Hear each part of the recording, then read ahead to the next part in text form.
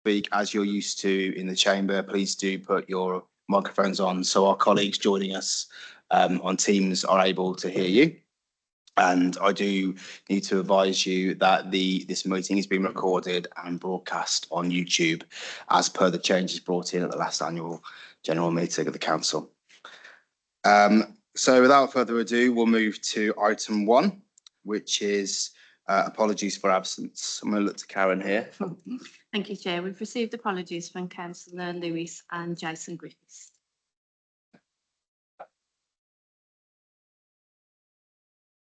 Thank you, Jen. Right then, okay. And we've also got colleagues attending from the Black Country Healthcare NHS Foundation tonight. So item number 2 is to report the appointment of any substitute members. Received advance notification from Councillor Lewis that Councillor Ian Kettle will be standing in for tonight. Are there any other subs should be aware of? Yes, Chair, we've got Katie Shiverton as a substitute for Jason Griffiths from the Health Watch Dudley. Oh, okay. Thank you very much. And item number 3 is to receive any declarations of interest under the Members' Code of Conduct, which haven't been previously declared. Let's hear a rattling through this, guys. Come on. Right then.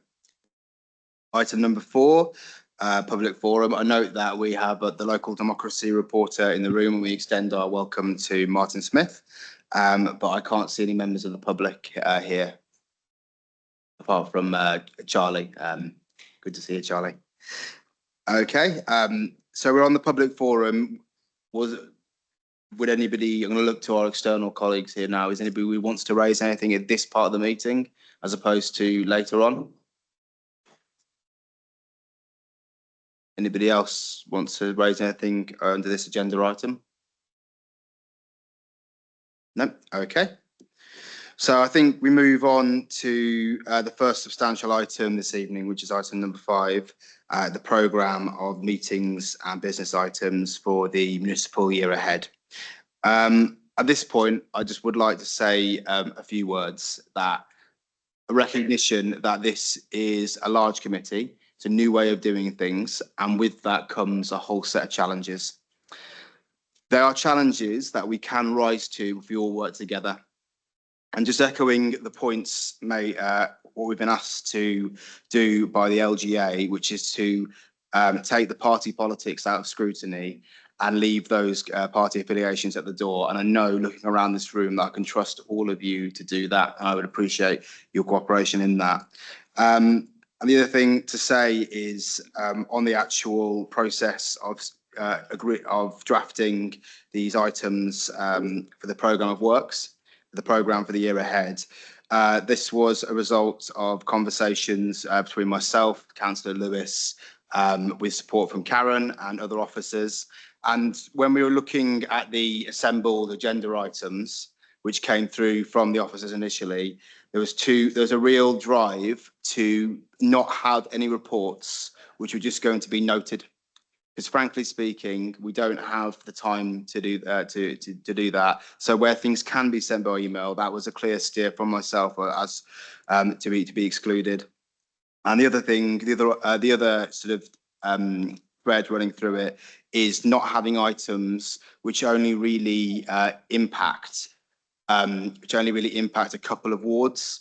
Because ultimately we need to be in this room at this time in this meeting looking at the whole borough. With all that said, I just want to explain a little bit of our rationale. With all that said, I'm very, very open, and so is Councillor Lewis, to suggestions. This is a collaborative process. And as I said to you shortly after the annual general meeting, my doors are always open. I'm happy to listen to concerns and have one-on-one conversations. And I'd like to thank Councillor Baton, who did raise the concern about the amount of time we'd have for scrutiny, and in response to that, we added 2 meetings to the agenda, which I'm sure you're all thanked us for. And I want to make it clear that if needs be, I'm happy to add more meetings to the agenda if that is what is necessary to get through this programme.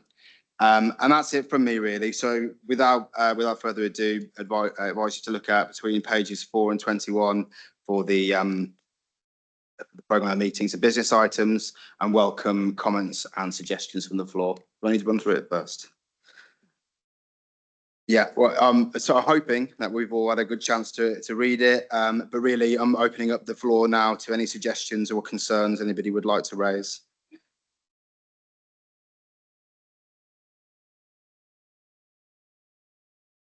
Councillor Baton. Thanks, Chair, and thank you for taking the concerns that I raised with you on board and increasing the meetings by 2. I just want to ask where, because, and it may have changed since the last time I sat on health, had any impact from health scrutiny, but we used to have to take NHS audit reports on various items. I can't see them appearing on the programme. I just wonder whether that's still the case, whether we do have to still take those reports.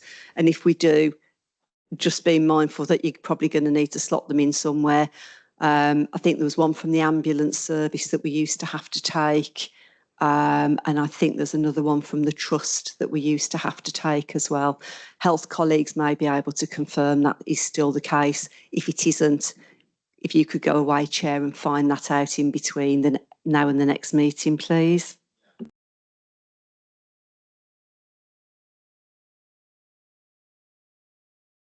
David, did you want to come in on this point? Chair, thank you very much. Yes, I think you're referring to what are called the NHS quality accounts. These are produced by all NHS providers, not primary care providers, secondary care providers, every year to reflect the work they've done around quality and safety. They have to be provided they have to account for the financial year that is just passed. They have to be submitted by the 30th of June to the Department of Health every year.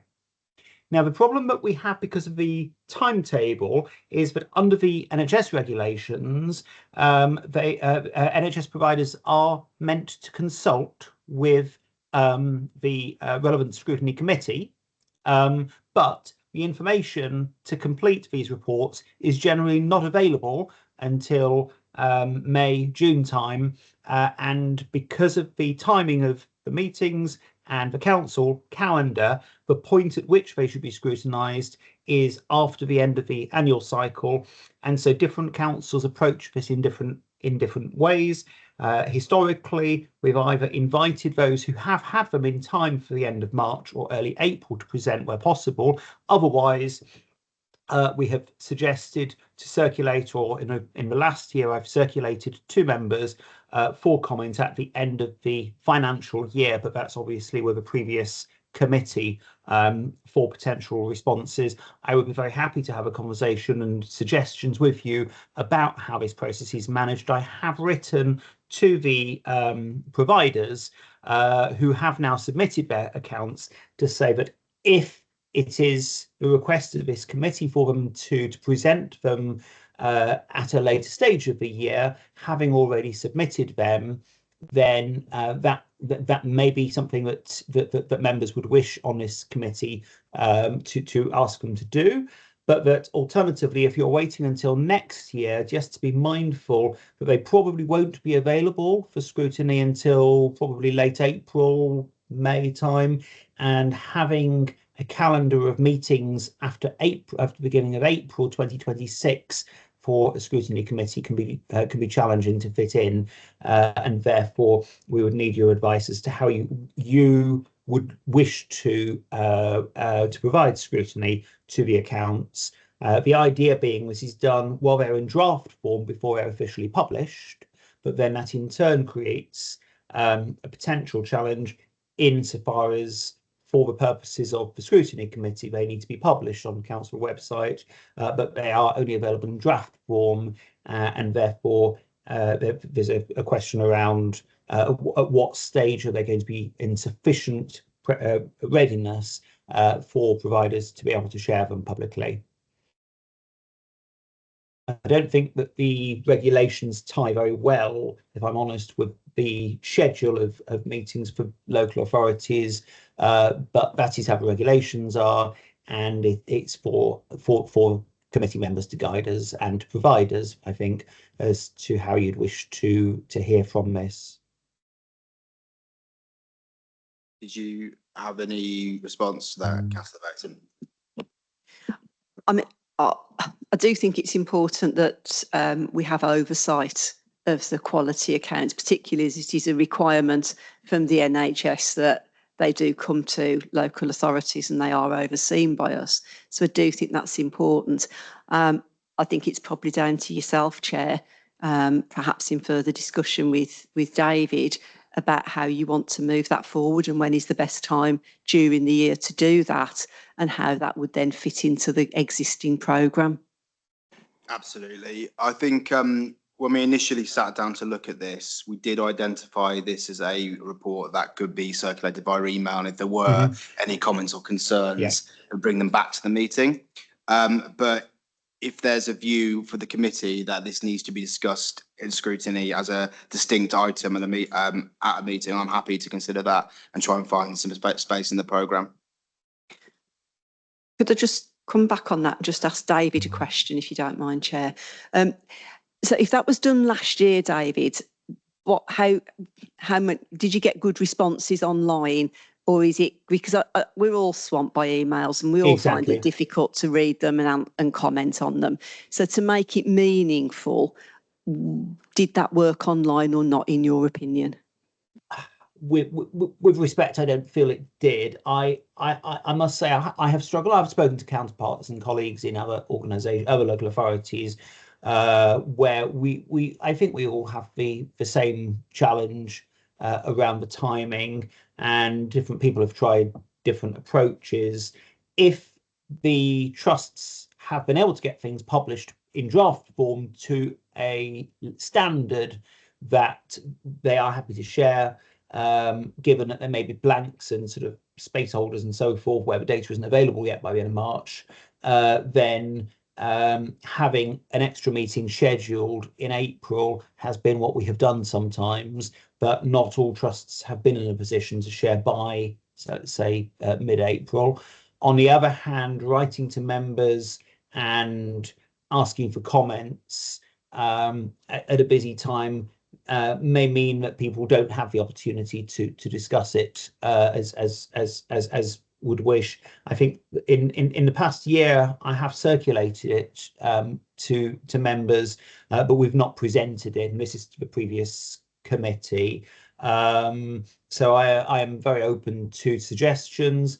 Alternatively, if it is not possible within the timescale to have something ready for publication by the trusts and scrutiny in May, because really, realistically speaking, we're looking at sort of early to mid-May as being when we would need to have the meeting, then the alternative would be to invite the trust representatives to present after the end of June once they've been submitted in full, and to discuss them then. But I think it also needs a conversation perhaps with the trust providers in terms of when they're able to get the reports to you, and consideration of members as to whether it's really appropriate to be having a scrutiny meeting in the middle of May, around about the time of the elections, which is effectively when it would need to be.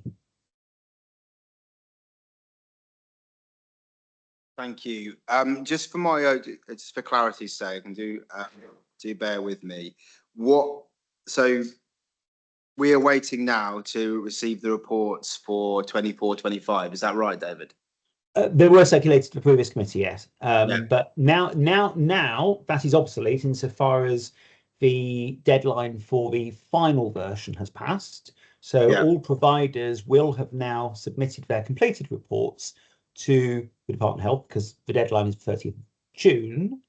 And that therefore means that at any point over the next year, should you wish them to present, I'm sure that each provider would be very pleased to present at a meeting of the scrutiny committee for comment and questions, recognising that for one thing that is missing then is the opportunity for scrutiny to provide an endorsement or a paragraph of encouragement that we would normally like to produce if we can, to include in a publication that goes to the Department of Health. However, if we're going to do that, we have to do that with the agreement of scrutiny during May. And as I've said, for all of those reasons, it is not easy to schedule that.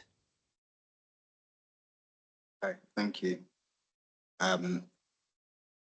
Just going to open this up to the floor now. Who would like a presentation on these reports? Is there a desire from the committee?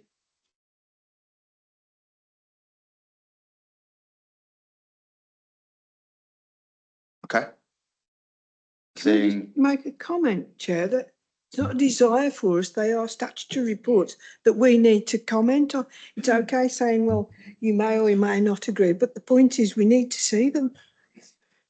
You do? yeah, but it's They should different. come to the committee, whether that is for email circulation or discussion is varies according to the local authority. But as they are now in the public domain anyway, then they are available for comment and questioning. Well, absolutely, we do need to see them, Councillor Ridney, but it's the question is whether we need to spend time on digesting that report and scrutinising it, or whether we can just do that in our own time over an email. Bear in mind the amount of items we have to cover. And another thing I should have said right at the start of this is we have tried to leave space in the programme for any emergency items that may come up in the year, which are not presently foreseen. So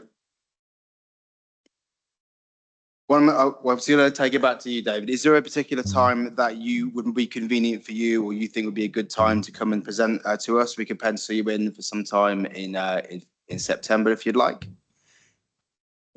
Well, I think my role in this has always been to introduce the trust representatives, who are the ones who present, and I think the invitation should go to them. I have spoken to each of the trust representatives regarding this year's reports, because, as I said, we've not been able to get a response back, a formal response to the draft, but each has given me the agreement that they would be willing to be happy to come to present the reports, and I think that would give a greater degree of scrutiny. I think the other thing just to say is that in terms of sort of due diligence and awareness of the challenges affecting the National Health Service, it is good practice, as well as being a requirement that they come to the committee, that there is a mechanism for them to be scrutinised. So I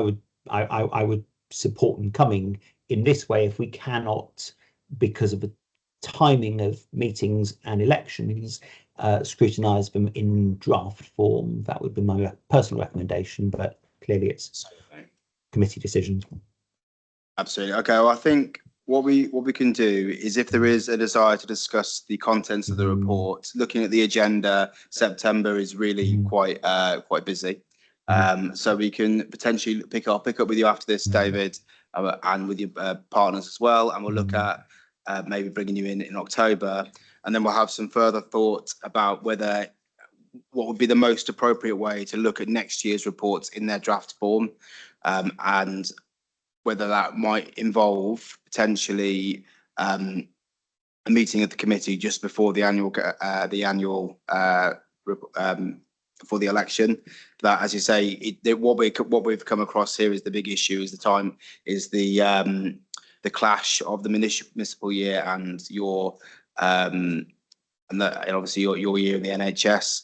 But certainly, I'm happy if there is a desire to discuss the reports in person at this meeting. I'm happy to consider that. Should we move it on? Any other questions or? Just like a final comment. I mean, this isn't just the ambulance service. There's the hospital. There's the mental health trust. Those are all bring annual reports that we should scrutinise. If they're already signed off, if we get constituents coming to us saying this is a problem, we've got no way of answering it because we haven't seen the report. Absolutely. Obviously, this is the first meeting of this committee, Councillor Ridney, and I believe the deadline for submission was the 30th of June. So I don't see how we could have seen had a meeting before then to look at the draft reports. So, And if you don't mind me saying, we've always managed it before. Was And that they're usually intended to done be out- helpful or difficult?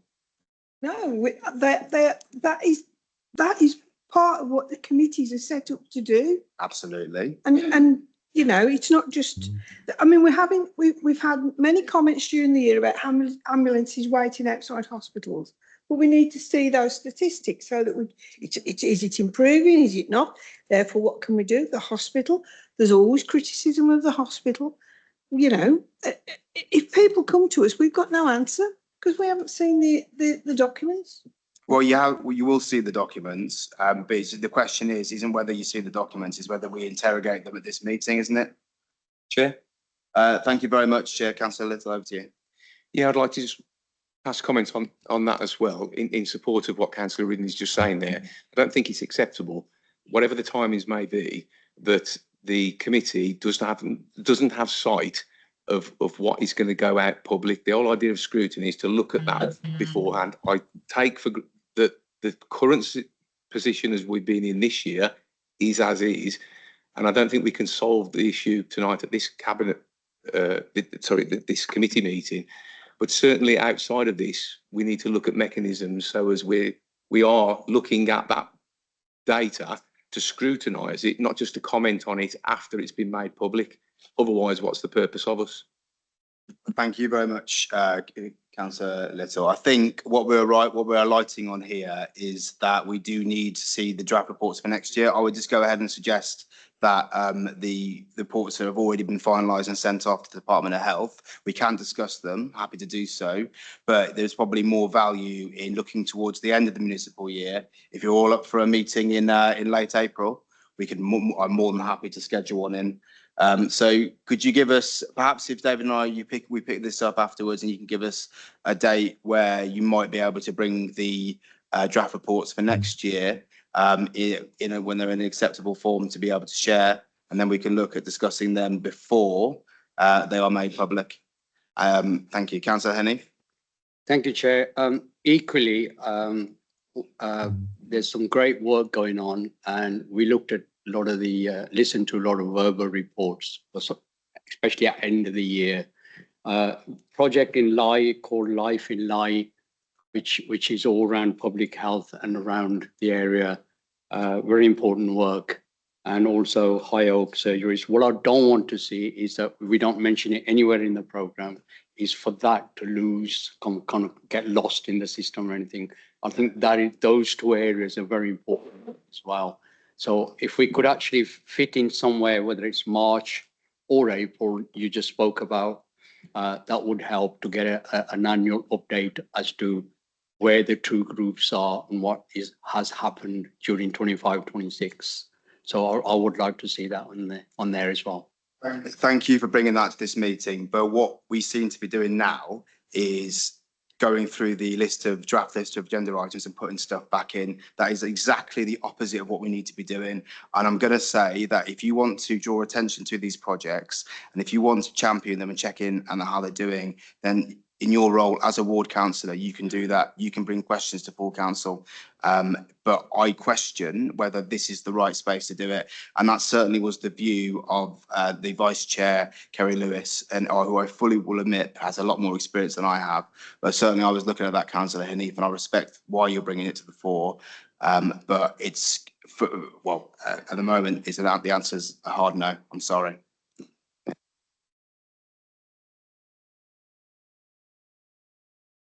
Would you like to, if you want to come back on it, you're more than welcome to. Councillor Ridney then. Councillor Haney. I think it's equally important as any other area, and we mentioned the ambulance service.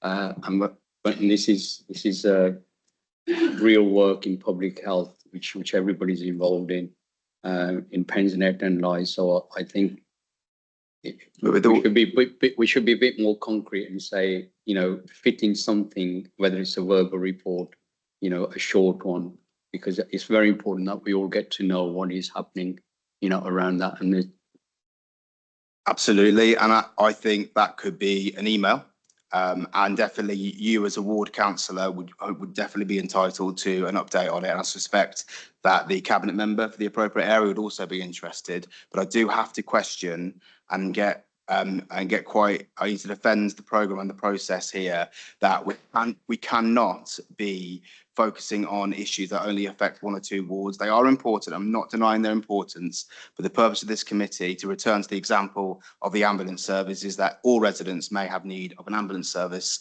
Not all residents in our borough use the Light Community Project as good and as valuable as their work is. Just wanted the November the 10th meeting, education reports, often the post-exam results aren't ready at that particular time. May I suggest that it's moved to the December one to ensure that we have those reports for us to look at if we're looking at education. We have done this in previous years. It's simply because you wait for the DfE to produce the national figures, and often they are not produced on time. So, and it's important that we see ourselves in the national picture. Thank you so much for that, Councillor Ridney, and I absolutely would like to highlight your vast experience in that field. So I'm more than happy to consider that. Happily, I think the December meeting is looking quite relatively. No, I lie. Oh dear, I only saw the top of that there. It is quite busy. I'm happy to move that to December or even January if you prefer. Is there a I think January is looking a little bit quieter. If that's okay with, is that all right with you? Is everyone else happy with that, or would have any comments on that? That seems like a very sensible suggestion to my mind, so thank you.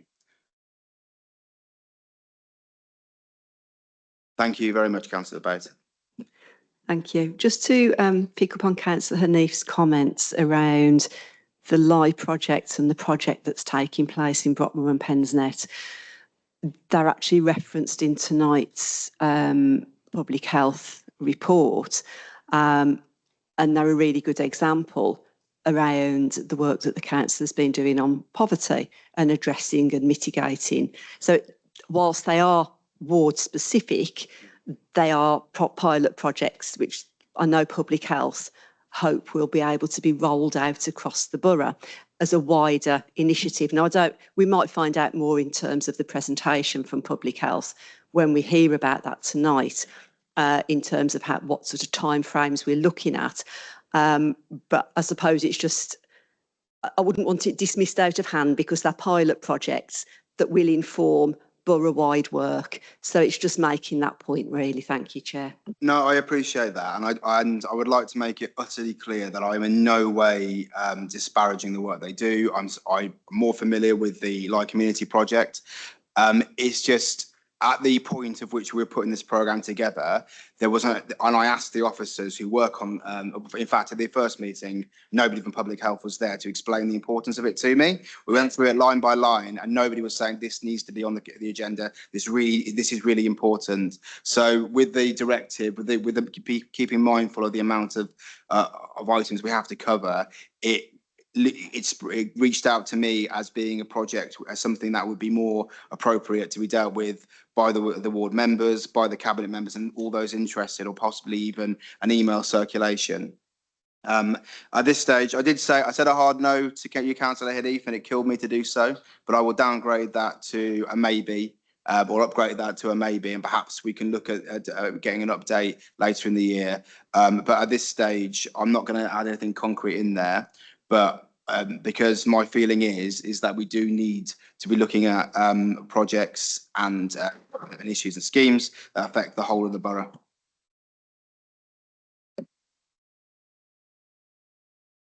David?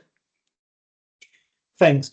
Just if I were to just to sort of add to the quality accounts, as I didn't mention it before, but just so that members are aware, we have each year circulated with quality account drafts when available, a guide of what to look for in a quality account and an offer to meet members separately to the scrutiny meeting to go through sort of how to scrutinise, what sort of questions to ask, and as I've done every year up until this year, for the next scrutiny, the next set of quality accounts in sort of April, May of next year, or for the ones that have just been published, I'd be very happy to do that as an offer if you wish to schedule that.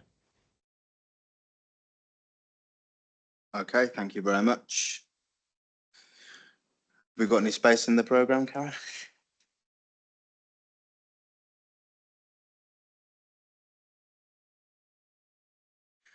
The March meeting is looking at this stage mercifully clear, so we can look to do something in the March meeting if that's meets with approval of the committee.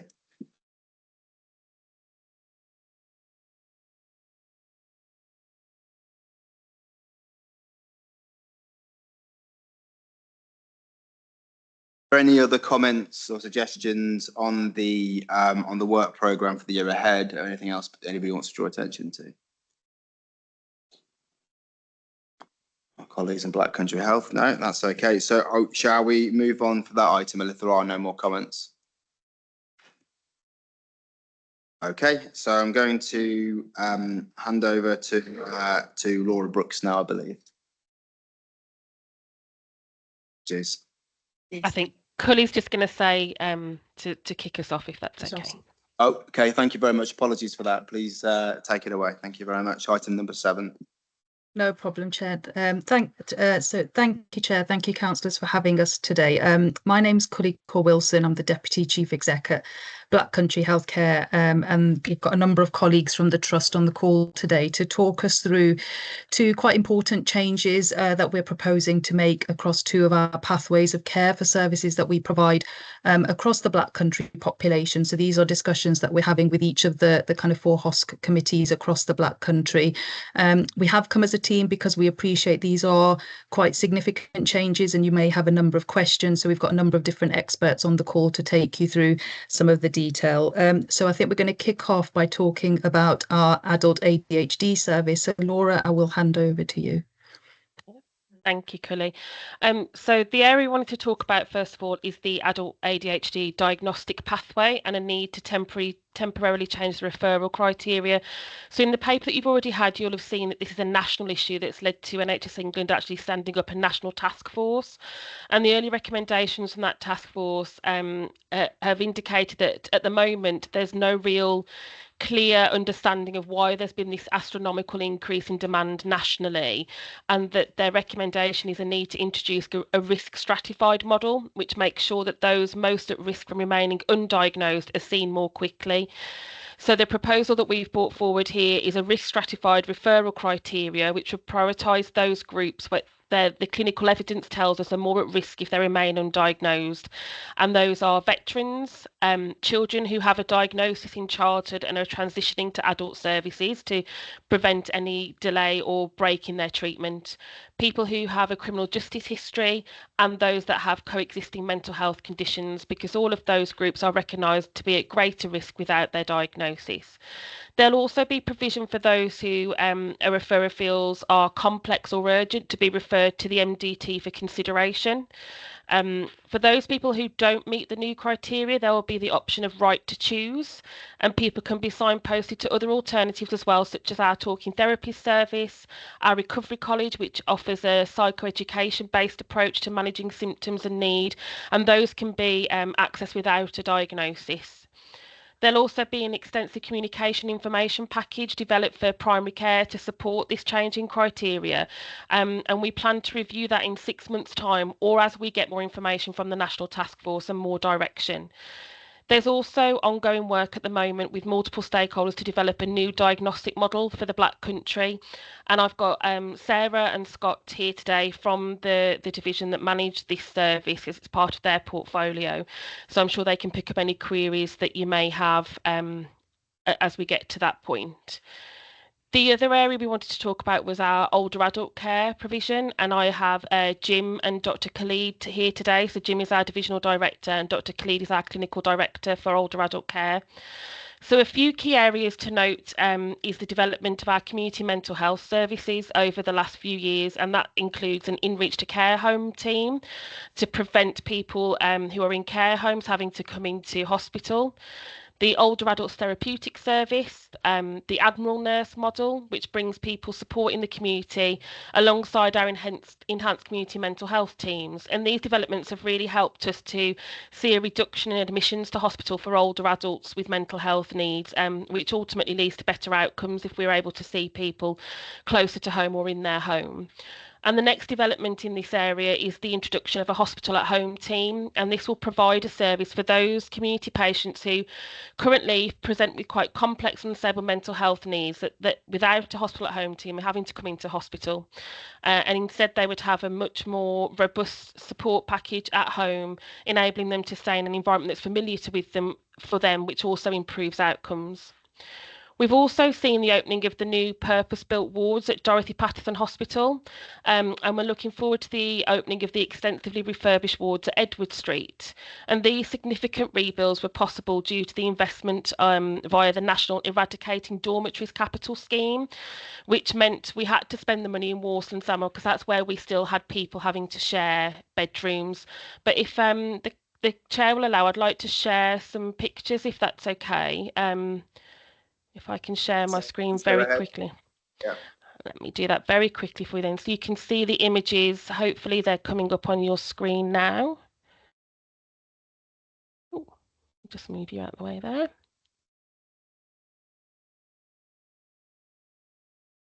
So these are pictures of our new wards at Dorothy Patterson Older Adult Ward, which have already opened. And as you can see, these are purpose-built ground floor accommodation with 2 wards over a flexible space, which have purpose-built palliative care rooms as well, and really lovely outdoor therapeutic garden space that's accessible to all patients.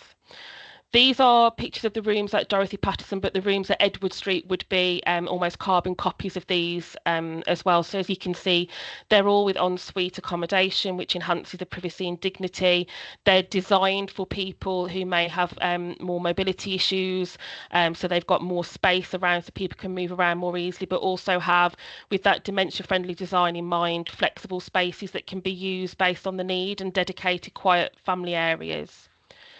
And then this here are some pictures of the Edward Street Hospital in Sandwell, which are due to open in autumn of this year and will feature 2 inpatient wards and the outpatient services. And thanks to a major refurbishment, and they are now purpose-built inpatient wards, again with ensuite bedrooms, therapeutic areas, and also outdoor garden space, very purposely designed in that way. I'll stop sharing. So as you can see from the pictures, the new wards offer a really purpose-built environment, and we've already seen positive impact where people have moved to those new wards in Walsall. But in comparison, the wards at Bushy Fields in Dudley face a number of significant estate challenges which need to be addressed, and those include fire safety concerns, slip risks in bathrooms and outdoor spaces, ligature risks, and while they've been mitigated for some time, we now feel that there's an urgency to take additional precautions for the safety of patients and staff. So what we intend to do is mobilise plans to decant the wards at Dudley once the new wards at Edward Street are available. And we do really understand that this is going to cause concern for the committee. However, we feel it is necessary to meet the safety needs of citizens. And we've managed this process in reverse when we've had to decant the wards at Edward Street, and we didn't encounter any difficulties or concerns from citizens on that occasion. Before the decant happens, we would work to support safe and effective discharge planning for those who are able to be discharged safely from Bushy Fields before that decant happens. We also know that not everybody that uses Bushy Fields are Dudley residents due to the way we utilise our bed stock. We would engage with those citizens and families who will be affected by a decant to fully inform them of the need, and we've looked at travel routes and public transport. We have information available on that, and also actually the geographical profile of our services means that some Dudley residents will actually be closer to Edward Street than they are to Bushy Fields, and obviously with the enhanced community services offer, we're able to deliver that close to or in people's homes.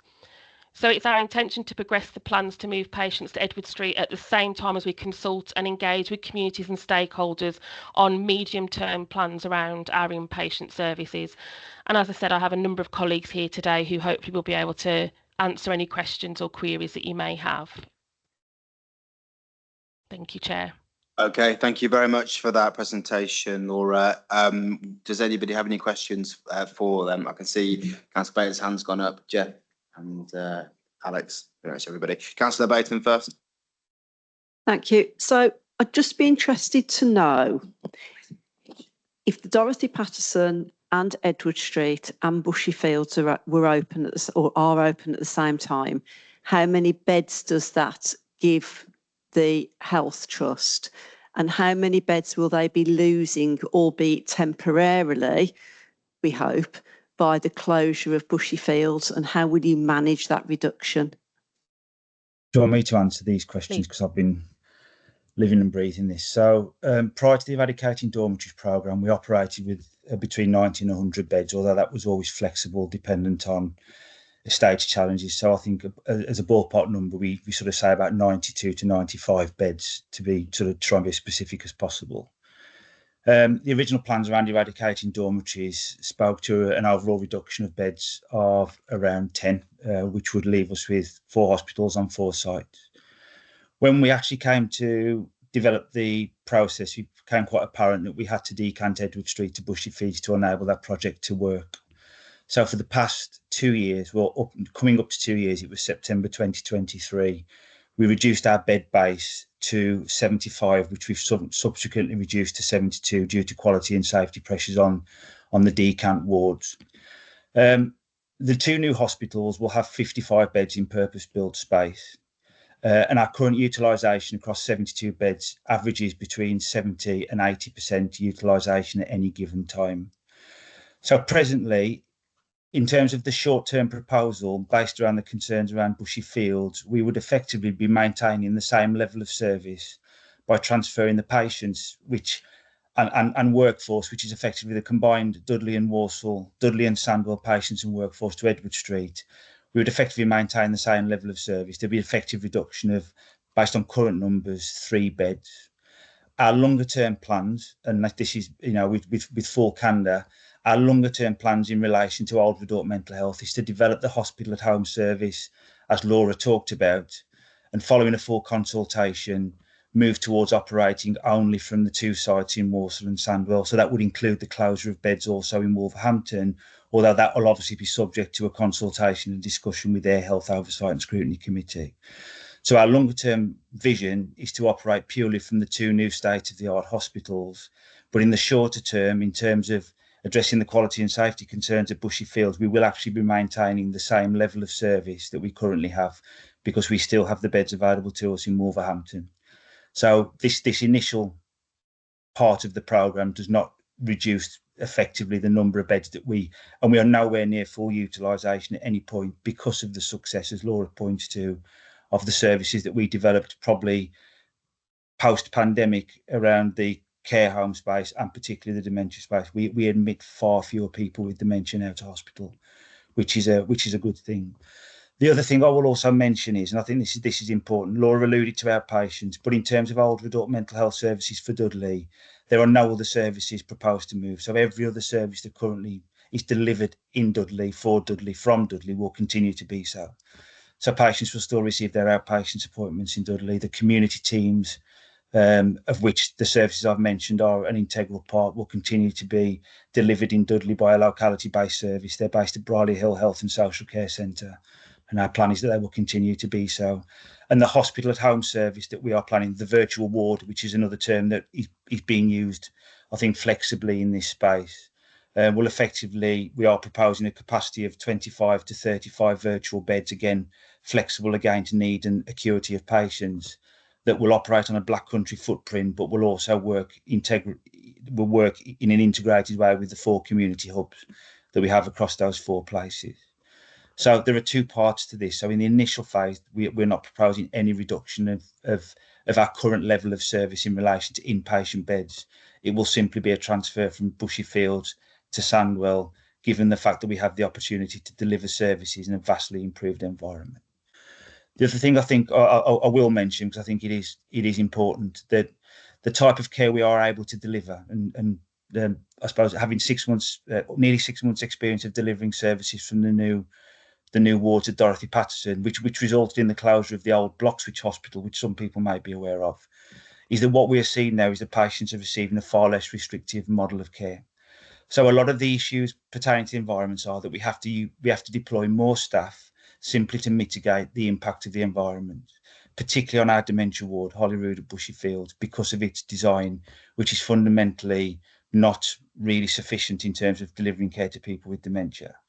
And in terms of Malvern ward, which is our functional mental health ward, which again is currently accommodating patients from both Sandwell and Dudley. That ward was built and I think opened in 1993 to a design that in no way meets current care standards.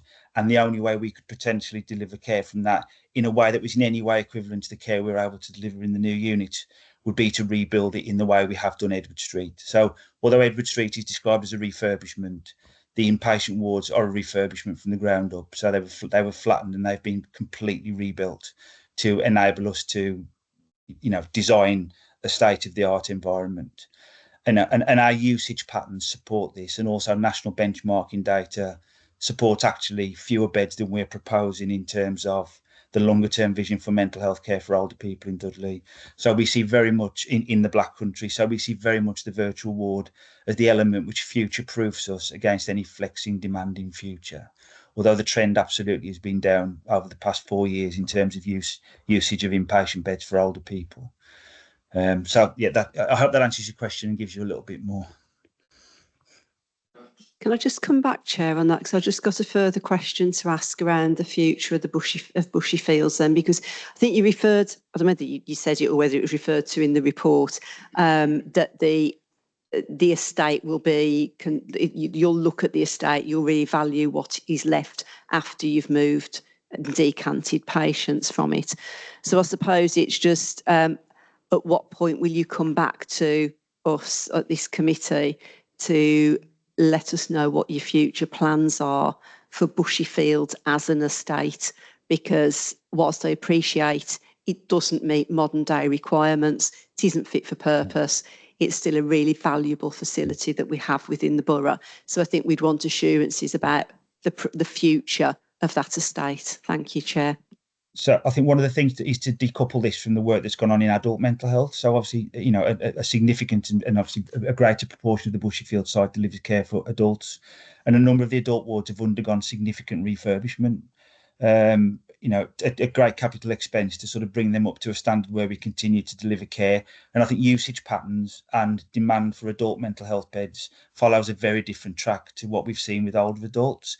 So I think in terms of the older adult estate, it will give us an opportunity to, one, I suppose, test whether our model is fit for purpose in terms of capacity, and also give the organisation an opportunity to understand how it can better utilise that estate within its capital plan, within its programme, and within what is affordable in terms of what we can do to those environments to make them fit for some purpose.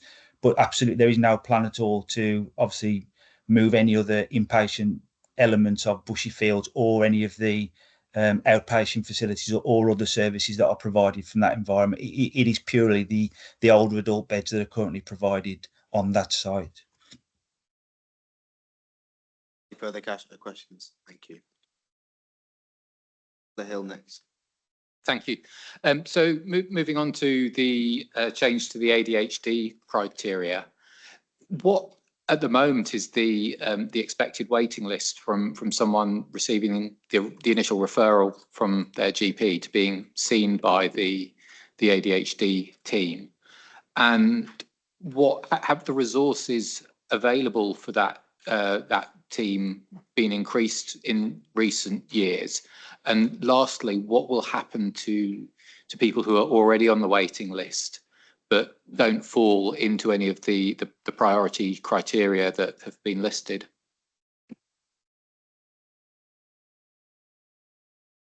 I'll take this one, Chair. So currently, unfortunately, the waiting list is around 4.5 years at this moment in time. In terms of resources, there have been additional resources every time we are undertaking a review. We're given permission to try and recruit either bank staff or interim staff to support this service. And in terms of what was the final part, what will happen to those currently on the waiting list, was it, Councillor? Yeah. So those that are currently on the waiting list, we will risk stratify the waiting list if this gets approval, and those that are left on the waiting list will be directed to the right to choose option. If I could just add there as well, if you don't mind, Chair, me coming in terms of the resource. I think the reality nationally is that the demand outstrips resource across. If you were to look at the national demand and all of the national resource, including private providers, the demand is just outstripping it. And, you know, we've had actually 1,000% increase in referrals over the last year or so. So I think in reality, there isn't the additional staff, even if we had all the money in the world to put into this service, there isn't the additional staff to pull into it, because this is a national problem. It's not just a Black Country problem. We're not outliers here. So what we're really needing here is that national direction on how to move it forward. And I just wanted to give some context to our risk stratified model in comparison to a neighbouring system. So in Coventry, for example, they've brought in an arbitrary criteria of age, and if you're over 25, you won't be referred into the service. We haven't taken that approach. We have looked at clinical evidence base around risk and need and prioritised those that are most at risk, rather than having an arbitrary age criteria. So I think I just wanted to give some context to the approach we've made compared to other systems, and also just the national issue that there is around this. Thank you for the additional context, Laura. Going to come back to Councillor Hill. So following on from that, with the right to choose, is that where the patient funds their own diagnosis, or no? Oh, sorry, Cully. Yeah, I'll come in a little bit on this, because we've had some further developments on this today, Councillor, that might be helpful for the committee to be aware of. So, right to choose is still funded by the NHS, but it's a framework through which people can choose a range of different providers, and effectively what it would mean is that people wouldn't be waiting as long as Sarah has indicated, potentially because they would be able to have quicker access into a range of other providers. I think one of the challenges, to be completely open with you nationally, has been around the quality and the assurance arrangements around right to choose providers, which I'm sure councillors will have heard of previously. So today, the ICB, the Integrated Care Board, has approved an accreditation framework and a clear service specification that they're putting in place to make sure that the arrangements across the Black Country for ADHD services for right to choose providers is robust, and that will enable us to kind of make sure that not only are people being seen quicker than they would be if they continue to wait for the NHS funded service that we're talking about here, but also that the quality of care is not compromised in any way. Okay, thank you. I saw your hand go up, Councillor Litter. However, could I ask, is your question related to what we've just heard? In that case, would you be happy to, Councillor Kettle, would you? I've got you down, Alex Dale, as well. Are you happy?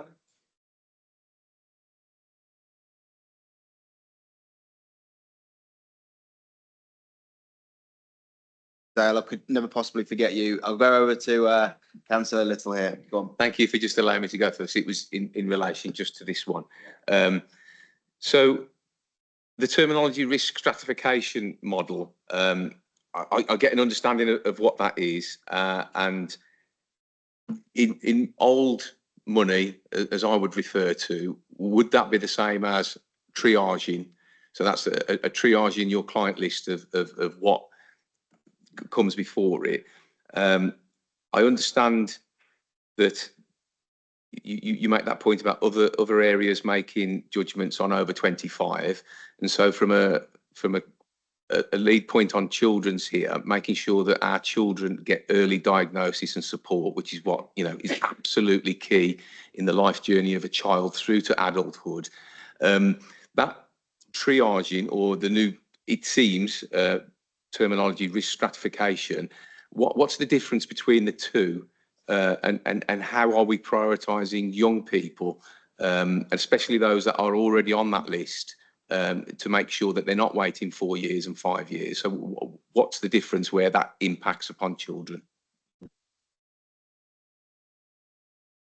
So I'll kick off, but then I'll bring Sarah in. So in terms of terminal, I suppose triage is the mechanism by which we do risk stratification, I suppose, if you wanted to look at it that way. So absolutely, we've got a risk stratified model, which means we've got certain referral criteria, and we would ask that referrers are triaging people to ensure they meet one of those criteria before they refer them in. So you're right, triage is how we do that risk, how we'll follow through that risk stratified, that model.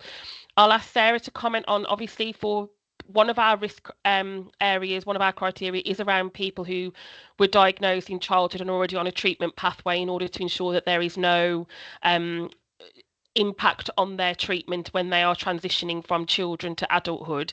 But I'll ask Sarah to pick up the question specifically around children who are awaiting a diagnosis, because the paper today covers the adult service specifically, but Sarah can comment on the children's service. Okay, thank you, Laura. So the National Task Force has asked us to improve outcomes for groups more likely to experience delays in diagnosis, where they have a comorbidity and where they're more likely to disengage with services. This 3 criteria fits those service users. In terms of children, our children's ADHD services across the Black Country are delivered slightly differently to the adult services. The adult services is predominantly delivered by the mental health services. There is for other neurodivergent conditions in children. Both paediatrics, acute hospital paediatricians, community paediatricians, and mental health services can diagnose for ADHD. But we are seeing the same pressures and the same high levels of demand for those children's services that we're seeing in the adult services. So those that we've prioritised in the children's services, those that are rising into 18. So we've had to do some internal stratification to ensure that those that are waiting on the waiting list that are in CAMS actually are seen before they transition up to adult services. Does that answer your question, Councillor? Yes, giving me more thoughts as well about things, but perhaps for outside of this meeting. Thank you. Thank you. Councillor Ian Kettle has been waiting ever so patiently. In all fairness, I couldn't believe my ears when you said you got people waiting 4 years for your service. I can't even consider it a service, having to wait 4 years. You know, surely it's abandonment. The service is absolutely overrun. And by comparison to some localities, that's not bad. That's not bad, 4 years. Yeah. Interesting. Would it be helpful? I think, Yeah, Councillor, just to add to that, I think this is the whole reason we're having to take this mitigating action, because ultimately the fact of the matter is people aren't being seen and it's not good enough. And actually the right to choose opportunity provides an alternative route, and it means that we can prioritise the NHS service for those patients that are the greatest risk through that stratification criteria. I think this is a national issue with some systems. The waiting list is up to 10 years. So it is a national challenge, hence the work of the task force to look at how we can resolve this across the country. Thank you. I can see Scott's got his hands up. I would just like, I think as a point of clarification, do you have at your fingertips the waiting lists for our neighbouring authorities in Wolverhampton, Sandwell, Birmingham, just so we can kind of perhaps get a yardstick comparison? I wouldn't have that to hand, Chair.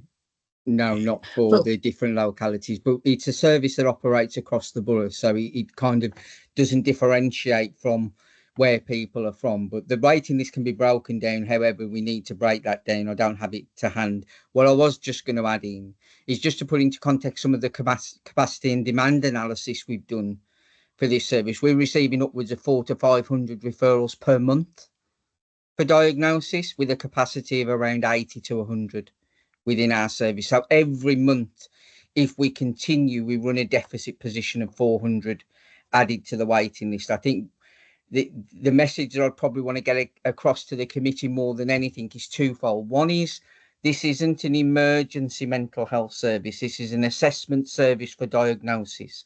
We have a full range of services that are available to anyone that is at risk or anyone who needs general mental health service, whether they be in crisis or they need routine care.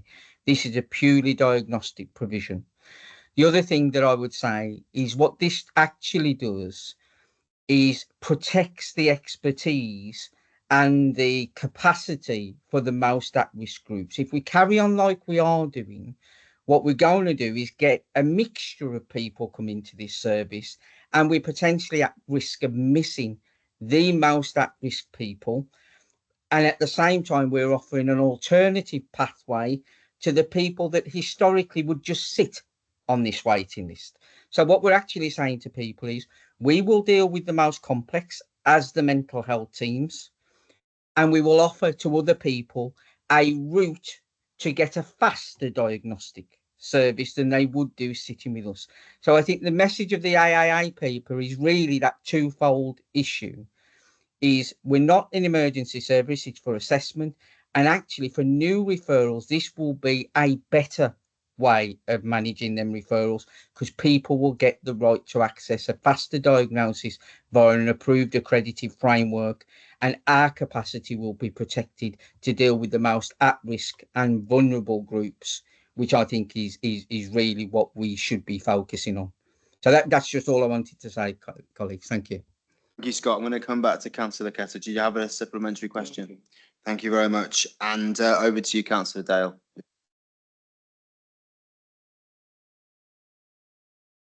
Alex has forced me to ask another question. So just going back to right to choose, and potentially we've got about 300 and between 300 and 400 people who are joining the list each month who we can't deal with in-house, as it were. Are we able to fund that many cases, and will we be funding that many cases so that all those people who, if all the people who have the right to choose do take up that option?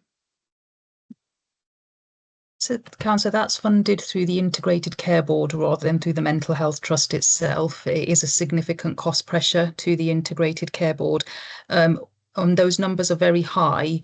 However, they have plateaued a little bit in recent weeks. So actually, I guess it's something that we need to keep an eye on, but whether we've reached the peak and over time that we will be able to get through that. But that it is a significant financial risk to the overall health system across the Black Country. But the arrangements to fund them are in place, yes. Okay, thank you. Alex Dale. Yeah, Councillor Dale, sorry. It's the longest I think I've ever waited to speak on anything. Sorry. I'm outside of the council. I'm a private provider myself, not in Dudley. Part of a family business that offers similar facilities that kind of lead into what you do.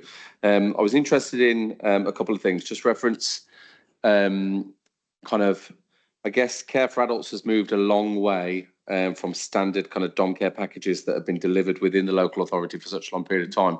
How do your virtual bed facilities differ to these, and where are the packages and the people coming from to facilitate this? So a virtual ward is not a domiciliary care provision. So it's effectively acute hospital care transitioned into the home. So it actually builds on what we currently provide through our treatment at home offer.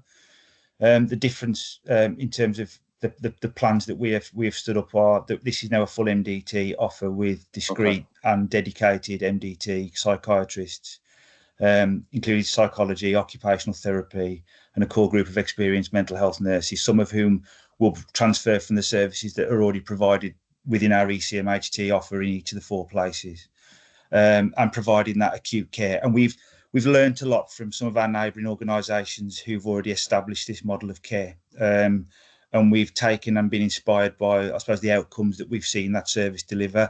It's also given us an opportunity to sit and discuss that and work in partnership with. Now, obviously, it will work far more effectively, as do our current discharge pathways, when we can work effectively with social care, and with domiciliary care providers in terms of that seamless transition. I think one of the things we hope this can prevent are those admissions that become protracted and enable people to obviously engage on an earlier basis with potentially less resource intensive models of care on a more preventative basis, while we put the intervention in place to sort of sustain the person in their own environment. And this is based on a national direction of travel and a national guidance that is supported through the NHS 10-year plan. The move more towards community, the move more towards virtual ward models, and the development of those models in mental health.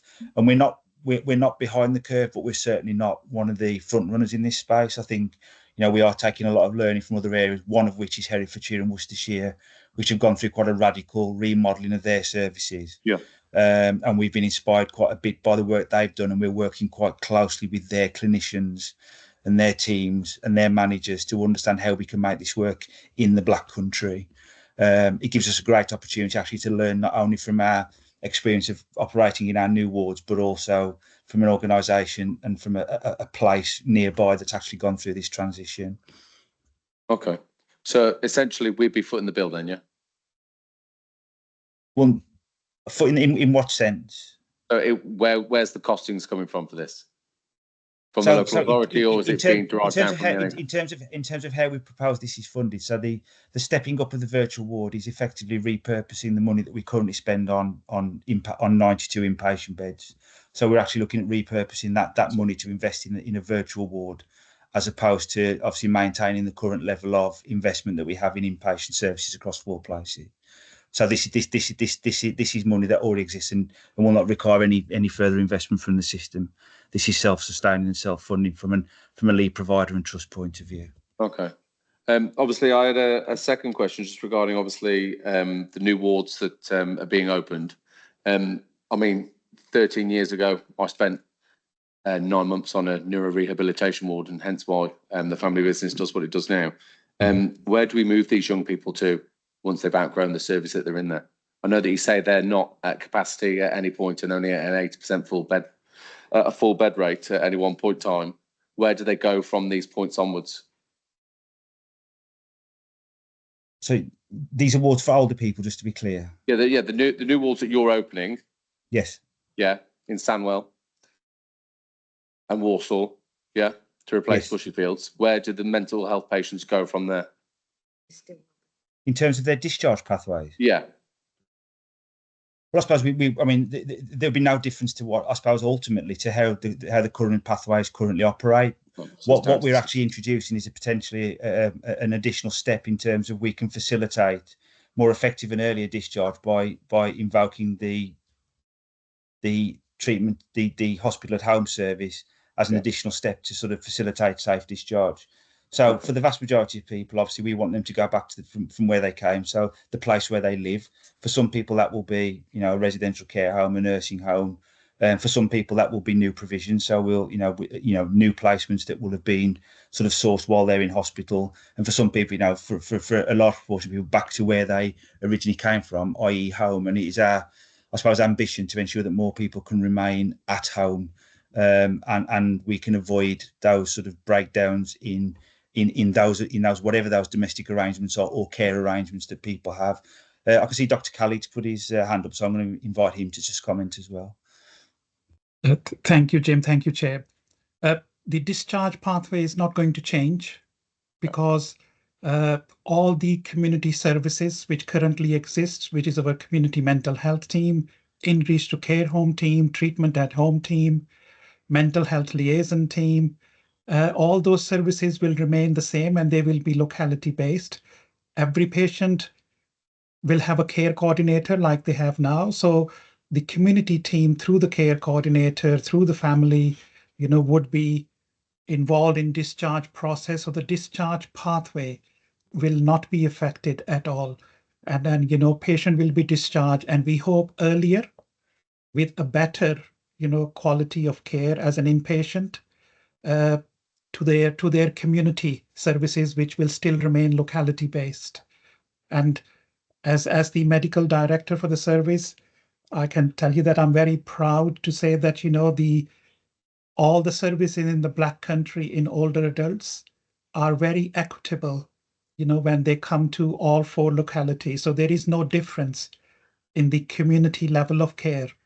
For the 4 localities, the only gap or difference we have is after our new units, inpatient units, which have, opened up and are going to open up in Walsall and Sandwell. And we want to mitigate any, again, difference in their inpatient care by making sure that, we centralized these inpatient, wards, so that, hospital at home team will lead to early discharge, and, all the community services will remain the same. Any further questions, Councillor Dale? Okay.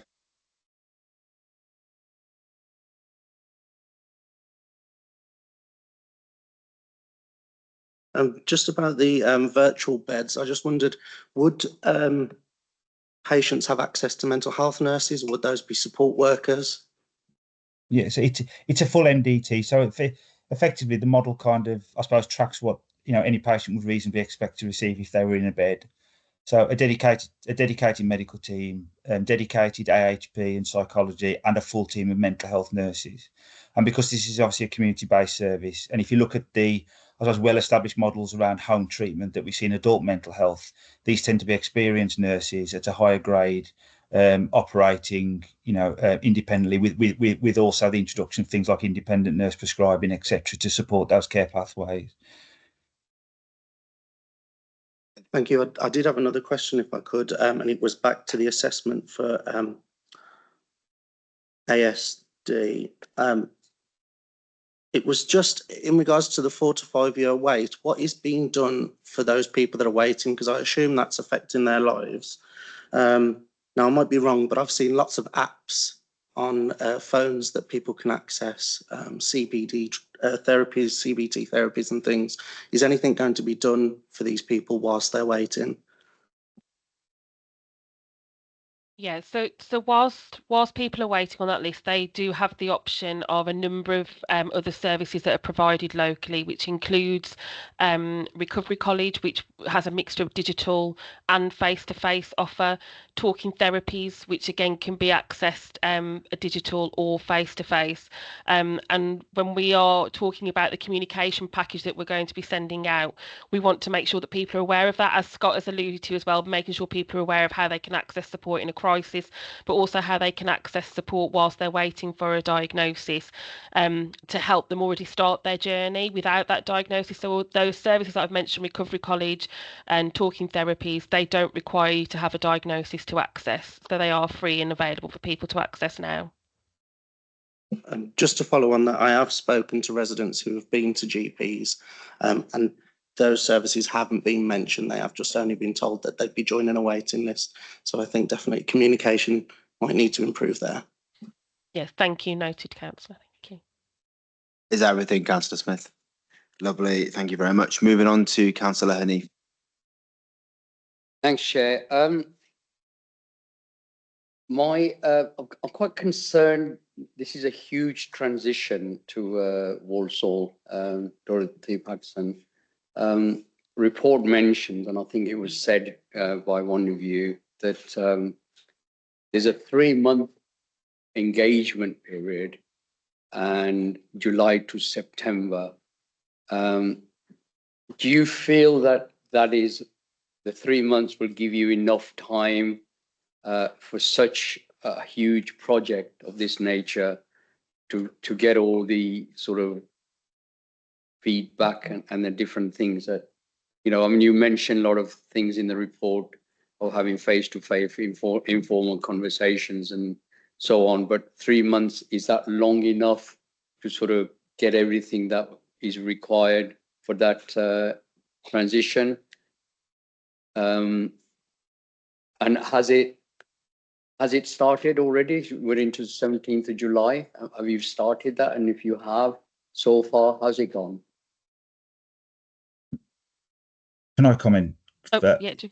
I think what's worth saying is this goes back far longer than, I suppose, this current conversation. So I think the consultation about how we deliver care for older adult mental health goes back many years, and particularly centred around the conversations with regard to the new build hospitals and what the world would look like beyond that. And I think as we've kind of, I suppose, developed our learning over the past 12 months, we've been certainly engaging with internal stakeholders for whom this is a huge change in terms of what we're proposing. And trying to develop and get the sort of, I suppose, the trust of Dr. Khalid, his colleagues, and just an understanding from the clinical body around what this is about. And we've already started through the use and deployment of our lived experience consultants, having conversations with our current patients and carers of those people who are currently receiving services on our wards. So we've started to gather that in the last sort of 2 months, just in terms of what people sort of think, particularly in relation to the options around care at home as an alternative to hospital and what they actually sort of value and prioritise. So we have taken quite a bit of learning through both of those processes about what people really value about the care they receive.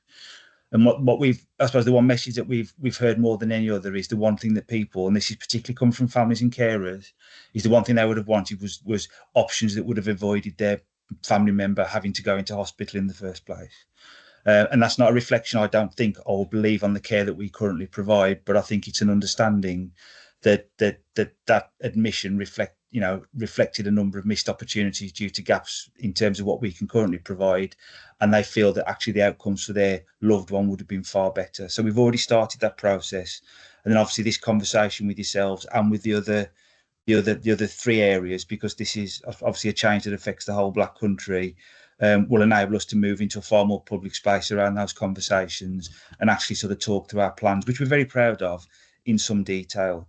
I think the issues around the immediate sort of, concerns around the environment and decant are probably far more acute in terms of we feel that's really about maintaining an acceptable quality and standard of care when we have a facility available to us, which won't affect the current levels of service that we provide, and fundamentally will only affect a small number of patients who are in situ at the point at which we transition.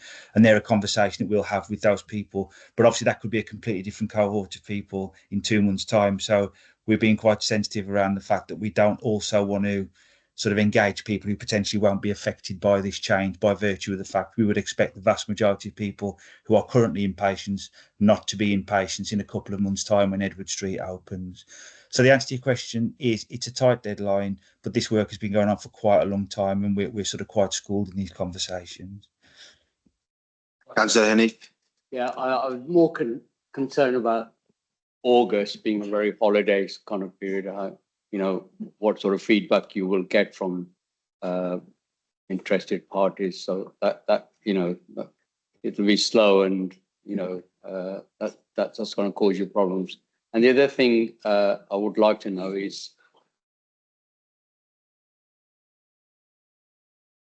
sorry, did you get that, or you want me to repeat that? No, I think I heard you. Yeah, thank you. Yeah. So the other thing I want to know is, as a committee, then how are we going to be fed back when September comes? How you've got on with the 3 months engagement? So we need to know as well. So if I could just come in there, Jim. So I suppose the 3-month engagement we're talking about over the next is for people that are going to be impacted by that decant arrangement. So it's to speak to families and carers that may be impacted, as Jim has said, people that we anticipate or we hope they won't still be in hospital at that point, but maybe. The period of time to do the consultation around longer term or medium term plans will probably take a little bit longer than finishing in September, because we recognise that it is a much more detailed engagement and consultation process. So I suppose the 3-month one is very much around, that's the period of time we've got between now and the decant to have conversations with people that will be affected. The plans for the longer term and medium term older adult developments will probably take a little longer to have that consultation, because we want to make sure that we do it right and we do it robustly. And we absolutely will want to schedule that to come back here once we've had that completed.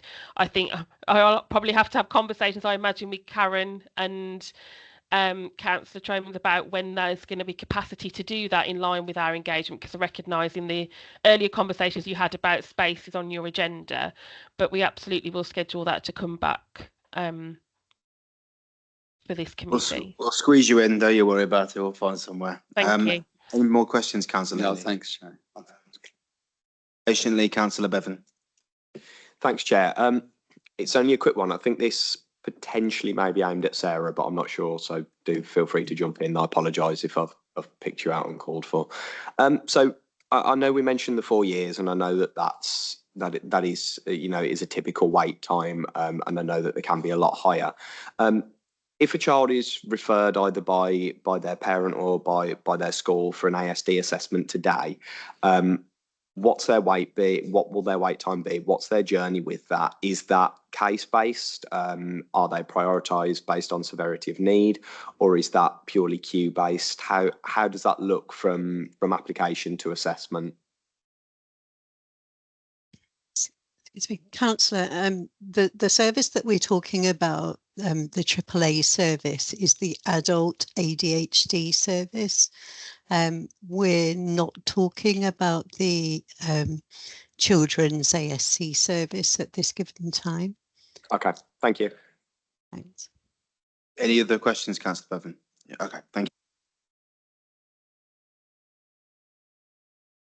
you. Katie, and then you, Councillor Gatton. Thank you. Hi.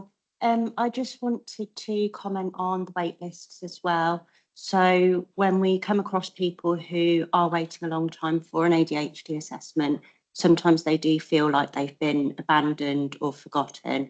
So I just wanted to ask what your communication is with those people that are on wait lists, and whether you ever send any repeat communications just to remind them that they are still on the wait list, and and signpost them to alternative services like the Recovery College. So, shall I pick that up? Yes, please. So yes, so we are constantly trying to improve our communication to the waiting list. We are drafting several standard letters that will go out to people, informing them of different options that they have available to them, pointing them in the direction of our other services, and informing them of the wait. I think what's really important as well to emphasise, and it picks up an earlier question around the waiting list itself, it's really important to remember a lot of these people that are waiting on the ADHD waiting list are probably already open to our existing services. So we know a good chunk of these are already under mental health secondary care, are in criminal justice, or are in our CAMS services transitioning to this service. So in terms of the waiting list, not everybody on there is without support or has any other provision. I think that's really important to note. So we are communicating to the waiting list, and we're going to be communicating to everybody on the waiting list very shortly around the right to choose and the current waits that we're seeing. But I share the committee's, I'm not sitting here saying these waits are acceptable in any way. What we're trying to do is manage our demanding capacity to meet the highest risk category. And I think that's what we're trying to do within all this, but we're not here to defend what is a very, very high waiting list by any means. Colleen, do you want to add to that? Yeah, I'll just come in on that point, because I think, and I think Scott's just said it there towards the end, I think what we would just really want to emphasise is that there is nothing about the current situation that is satisfactory. So the communication, whilst we are making efforts, the sheer numbers make it really difficult to do that in a way that we would consider to be acceptable too. And there is risk attached to that. And we have seen the outcome of some of that risk in some of what we've had to manage as an organisation. So I guess the mitigation that we're putting forward is to address all of these different issues, so that people can be seen earlier, that communication pathway is easier with, when we're kind of breaking it down, and that we can focus on those people who are at greatest risk. Any supplementaries? Thank you.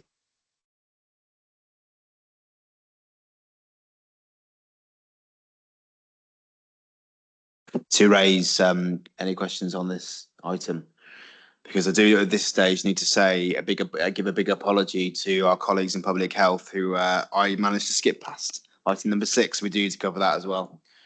So final call for speakers. I've got Councillor Kettle next and Councillor Hill. Is anybody else? Perhaps anybody who hasn't spoken yet?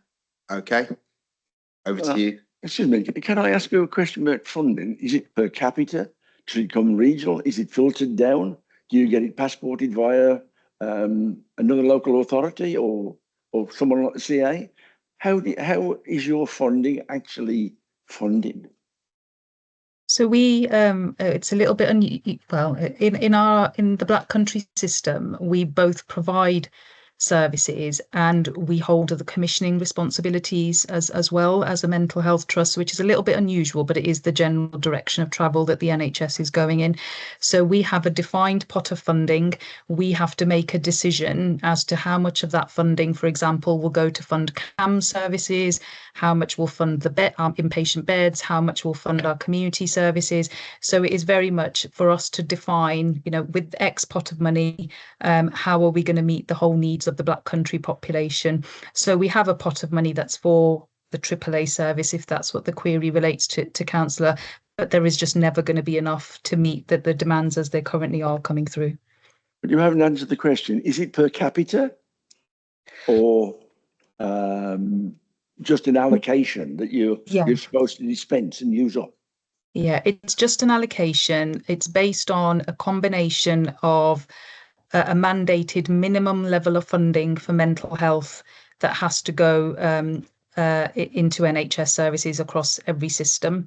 So we get the minimum level of funding for the Black Country, in addition to some pots of additional service development funding that have been allocated by the government over the last few years.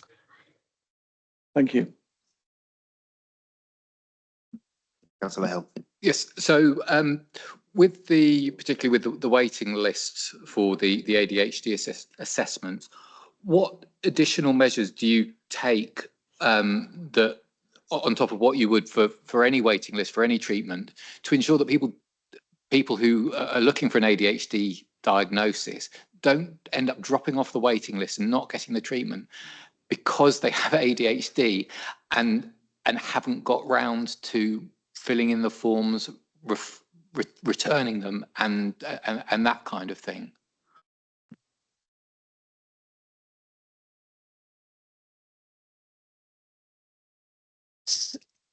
Would you like me to answer this? Yeah. Yes, please. Okay. So the waiting list is monitored. We frequently receive calls from people waiting on the waiting list. We do provide a duty service so that both clinicians and administrative staff are available to respond to any inquiries. We also have an inbox where messages come through, and we keep the inbox clear. Sorry, councillor, I can't recall what else you asked me. So my point was really that when in a situation where ensuring nobody slips off the waiting list. When they get to the top of the waiting list and you email them, you write to them, someone with ADHD may just not get round to responding. And does that mean that people are just going to disappear and be lost because they haven't got around to it? Obviously, do you prompt them more than you would for any other medical treatment? Yeah, we would prompt them to come to attend for their appointment. If they do not attend on the first instance, then we'll write to them again. And we do also contact the GP and see whether the GP's been in regular contact with the patient and see whether a message can be taken through the primary care route. Okay, well, thank you very much for the presentation this evening and for answering the questions. Is there anything else that you would like to say at this point before we let you go? To our colleagues, speak to our colleagues at Black Country Healthcare. Other than that, thank you very much, and I look forward to inviting you back to share any lessons learnt from the transition from Bushyfields to within two new locations. Thank you very much. Thank you. Thank you very much for your time. Thank you. Okay. Once again, David, Roxana, can I offer a really sincere apology for missing off your agenda item? Hopefully you found some of that discussion useful and interesting too. So over to you. Yep. Right, okay, so I'll make a start. So thank you very much and good evening. I'm Jill Edwards and I'm from Public Health and I lead on the children age 5+ agenda.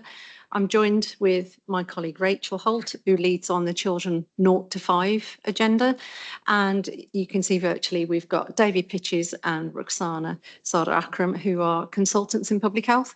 So we're here to share with you the Director of Public Health's annual report. It is for 2023. So it's called Our Children, Our Future. And it has taken a while to get it to the publication stage, which we are sorry about. And a lot of it is due to unforeseen circumstances we had no control over. But the report, when it was written by our team, the chapters. We're very passionate about children and young people's health and well-being. And at the time of writing, it was very correct and up to date. Obviously, the report stood still in time for a little while, but we didn't, and our work progressed. And so there is movement since this report, but it is a statutory function of the director. So we wanted to make you aware that this report is now published. So the ask is for you to note the report, and also if you have any suggestions on future annual reports about the style and format and accessibility needs. Rachel and I are standing in for another officer who was due to share the report with you, and she did prepare some slides with the voiceover recording. So we'll share that for you now, and then if there are any questions at the end, then we'll be happy to take those. David, Roxana, do you want to add anything else? That's fine by me. Not at this stage. We'll be happy to take questions afterwards.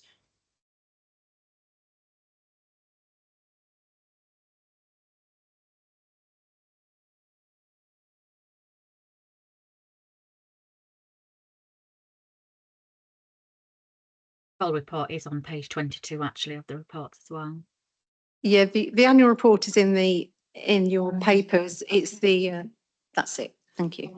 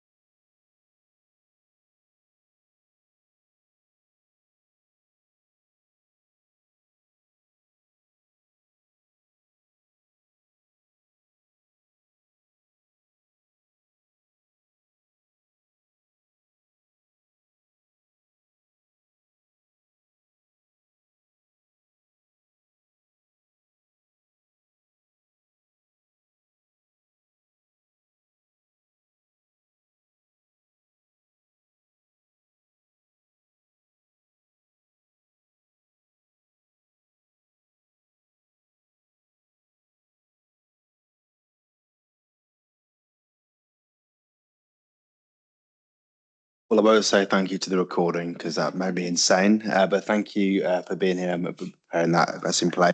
Right. Who would like to start some questions? Councillor Ridney.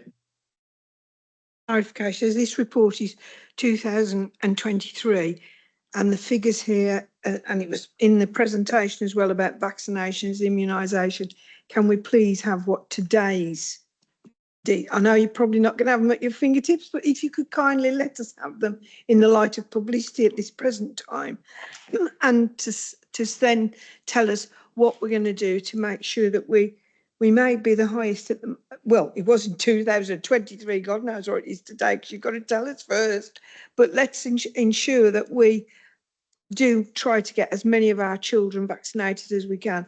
I have seen children dying of measles and of all the other children's diseases, and it's not nice to watch a child desperate for a breath. So let's make sure that we can protect our children within this borough, please. Yeah, so thanks, Councillor. So in terms of data, we're just validating the last financial year's data. So 23, what year are we in? 2025. The 24-25 data is just being validated, but we are still in a much better position regarding immunisations. We're above the Black Country average and we're above the England average. We were only commended last week around our follow-up for people that don't access immunisations on the first try. And we're one of the best around for actually getting people to then access immunisations who didn't attend in the first place. So immunisations is one of our big success stories. Yeah. But obviously the media coverage at the moment, particularly with measles on the uptake, then, you know, we are doing an awful lot of work, particularly with marginalised communities, underrepresented communities, around the importance of immunisation and looking at it from their cultural view as well. Because we did so well for COVID for children. We really did do. You've got to be praised for what went on then, but let's renew that to try and keep these vaccinations up, because nobody wants to see a child fighting for breath. No, we agree. Anything else, Councillor Ridney? To Councillor Bates, and then we'll come back to you if you want. Thanks, Chair. And I have to say, I feel quite sorry for you having to present a report that's 2 years out of date, because whilst I don't imagine that any of the themes and trends have changed dramatically, it feels as though there's little, if any, point in bringing a report to scrutiny with facts and figures in it that is 2 years out of date for us to consider. So, I mean, the poverty strategy, for example, that was written by Public Health last year for the borough, really, really good piece of work. Those, you know, that's the sort of thing we need to be looking at and considering. And when can we expect the 24 report? Good question. Over to David and Roxana. Okay, thank you very much. First of all, on the data, and I do have the 23-24 data at my fingertips, because I was looking at it only this afternoon to have a look at the vaccine data, and I am pleased to say that in just about all of the vaccinations, there was a bit of an exception with the 2- and 3-year-old flu vaccines. I think it's a percentage point or so below the England average, but everything else is still above the England average. For Dudley, we have been consistently above the national average for many years on childhood vaccines, which is so important. And I have seen children die from vaccine preventable diseases in my previous life as a doctor working in clinical medicine, and it is profoundly important that where they are available, people should be afforded the opportunity to take them as one of the greatest triumphs of medicine. I would just also want to add that in terms of the timing and of the years, some data is available for financial years, some data is available for calendar years. At the point at which we gathered most of the data for this report, which was around the beginning of this year, which is when we would normally be working on the report, then the latest data available is not yet validated, would not have been validated for 23-24 necessarily, and therefore at the point of writing we've got 22-23 for various reasons. As mentioned, we've presented it to this committee a bit later in the year than we would like to have done, but firstly, the data does not change wildly from year to year from most of these indicators. In some cases, some of the data that's presented in the report was one-off collected data, and we wouldn't be routinely collecting that information and went to special effort ourselves to collect it, and therefore there wouldn't be the facility to report it on an annual basis to look at change. But it's just that caution that as data for the previous year is usually a year behind, it means that when we're in the middle of 2025, it might sound like 2023 is a long time away, but at the time of writing it only a few months earlier, we don't have anything later than 2023. And we are looking at what we can write for the 2024 report at present. And although we haven't got a theme to share with you tonight, if you have suggestions in terms of the style, there are many different ways in which these reports can be communicated, but we'd be very happy to take back your suggestions as members regarding the style and the accessibility of a report in order to ensure that we can craft the next report in a way that addresses any concerns you've got about present formatting, but on a subject that is yet to be revealed. Did you have a follow-up question, Councillor Burton? Not so much a question, more a comment. I mean, I've been sitting on these and various other committees now for a very long time. I don't ever remember us having a DPH report that was 2 years out of date previously. So, all of David's comments are noted, but in terms of effective scrutiny, it's really hard to understand without more up-to-date figures. Are the interventions that public health are putting in place, are they effective as of the current date? And that's really what we're here to scrutinise, not what happened in 2022-23. So it's more of a comment, Chair. Absolutely, and not wishing, I would echo that, and not wishing to point blame on anybody, but just if we can learn some lessons here. I'm just wondering whether it would be possible to be updated on public health before the end of the year, noting again that not all the data sets, as explained, will be ready, but can we just, would it be possible to have some more up-to-date figures where they are available before the end of the municipal year?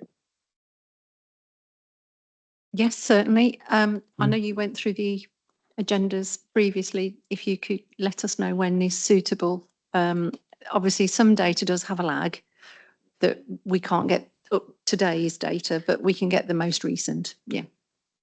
Okay. Just obviously not wanting to heap pressure on you, given it's you've got resource challenges at the moment in public health. If we perhaps look to call you back in the new year, would that be agreeable and acceptable to the committee? So we will find a date. We'll have a look at January. I think that was looking okay. If we need to, we can add another meeting to the programme too. Anything else from yourself, Councillor Burton? All finished? Tony or Councillor Creed, I'll come to you in a second. I've got Councillor Little waiting to speak. Thank you, Chair. And I think most of the comments and sort of responses, requests have sort of covered most of it there. I was going to take the opportunity to sort of thank Rachel and the team and everybody for making me welcome in the new role of children's and showing me around that. Granted that this is old data. So I was just going to give a minute or so to give us a little bit of a very high level summary of what you think emerging issues may be that are facing us, and I was going to talk about the agenda. Are we on the right track here, looking ahead? Because obviously I value the professionals, your professional opinion on that. And so what issues do you see facing us and what opportunities may exist, and resources and commitment from us as committee members here to make that work a success for the future. So just to put a bit of context to the data as well. So our data for the last financial year, which has not been validated yet, okay, so he's going through those processes. We are showing big improvements, particularly in smoking at time of delivery. Breastfeeding initiation rates are probably the best they've ever been. Sustained breastfeeding at 6 to 8 weeks is really improved. And also breastfeeding at 6 months has improved as well. So we're seeing more women either totally breastfeeding or breast and formula mixed, rather than just moving on to formula milk. And if babies are receiving some breast milk, it's better than no breast milk. So we're seeing big improvements in that. And I believe that is down to the work that we've invested through the Family Hub's Best Start in Life programme. And, you know, we've put an awful lot of effort into the infant feeding strand. You know, we've just had news that we've sustained for next financial year, and there is a commitment, I believe, for the year after as well. We've got the new Best Start in Life strategy. So, you know, that is a really good opportunity for us to really harness and further develop the work. And I'm a massive believer in breastfeeding. I believe that with a little bit more investment, we can get even better initiation rates, particularly. You know, we're at about it's about 60% initiation rates at the minute, which is better. Obviously, 40% are having a bottle, 60% are having breast, and that is the most important feed, is the first feed. So, you know, if we can put a little bit more investment in, then I believe we can get that initiation rate even better.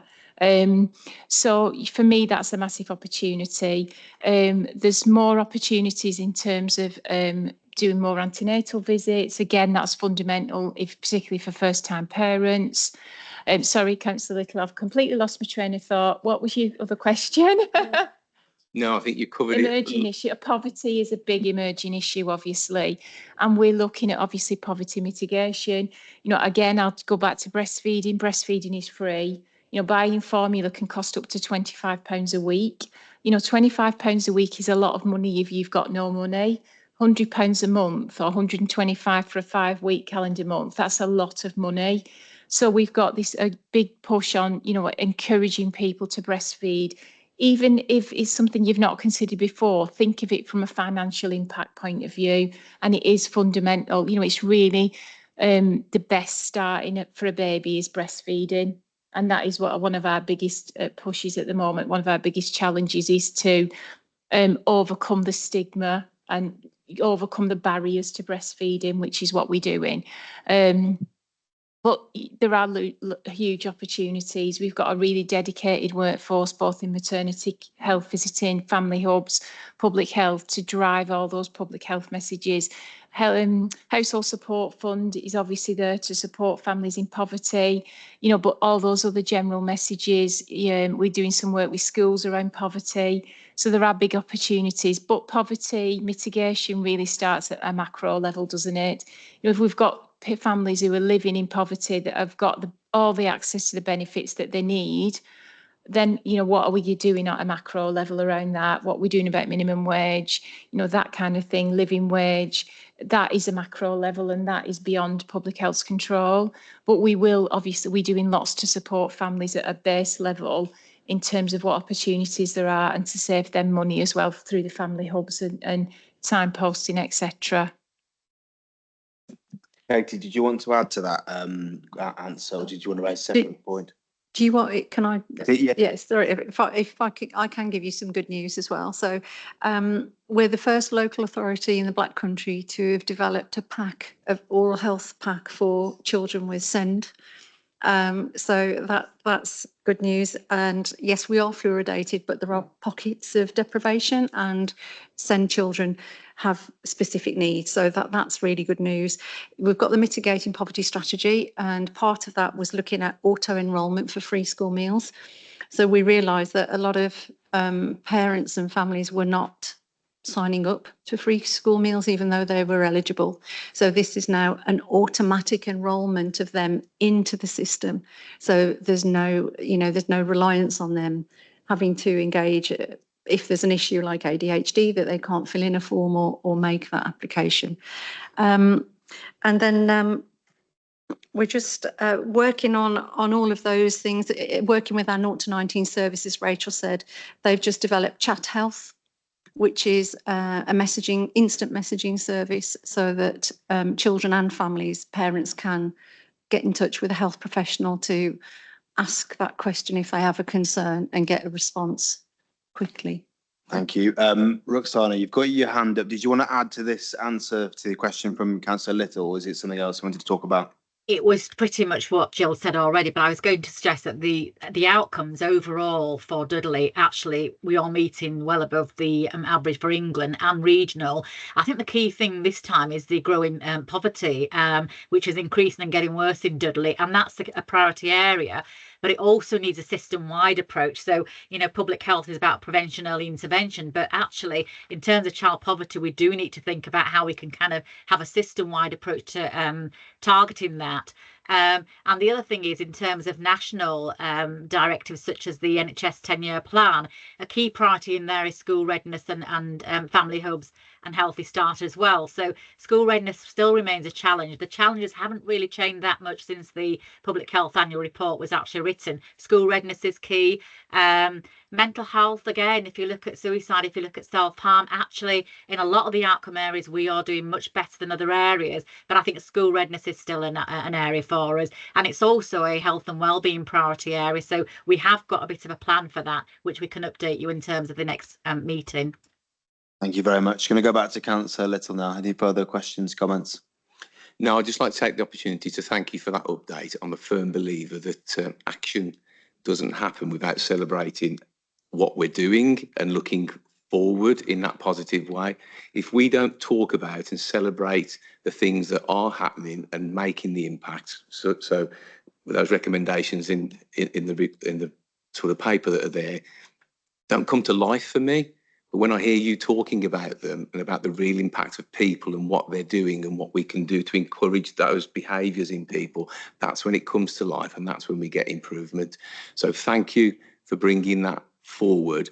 I would then ask, as I will do in every committee that I'm sort of at, that we as members take away from this room the things that are happening and talk about them with our residents, with our colleagues, in our posts, and celebrate the things that are happening, because without talking about them, nobody knows, and we will focus on the things that are 2 or 3 years old data, and that's not going to improve the future. So thank you to all your teams through a couple of years that has been stressful for all employees in Dudley Council. I thank you for making sure that that work continues and makes a difference to people. Thank you. Thank you, Councillor Little, and we acknowledge as a committee the difficulties you've had as a department as well. Councillor Hanif. I'll make sure my mic's on this time. Yeah, thanks, Chair. Just more of a sort of comments really than any questions. Fully support what Councillor Ridney and Councillor Baton have said about the timing of this. Discussing things way back 2 years old. Now, this did come to Public Health Committee November, October time last year, if I can remember, when I was chairing it. But after that, I don't honestly know why it was just delayed and never finalised by May, change of the year. So here we are in July now. So yeah, we are discussing things that have gone back, already mentioned. One thing that I did pick up in the presentation was ethnic minorities were mentioned quite a lot, work around ethnic minorities.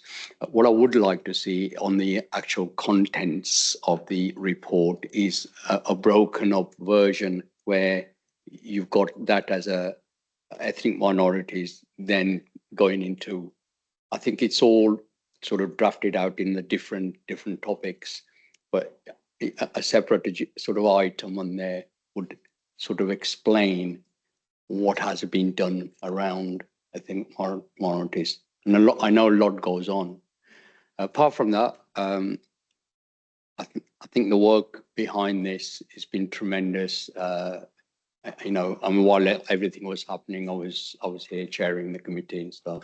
So in lots of ways, applauding the people that have been behind it. So there's a lot of work gone into this, and they're never easy to produce, you know, in a combined way like this. So, and if we can just sort of go into what was mentioned earlier, into the new end of the year, if we can see some kind of an update, then a proper one before we finalise into 25, 26, sort of 26, 27 year. So end of our sort of, yeah. So if we can complete 24 report. Thank you, Chair. Thank you. Any response to that? Would you like to reply to Councillor Henny? Just thank you very much for your comments and for understanding, to be honest, and definitely we'd be happy to come back and give you some updated figures and include the elements that you said. Thank you. Councillor Creed and then Councillor Smith. And then I have a question as well, if that's all right in a bit.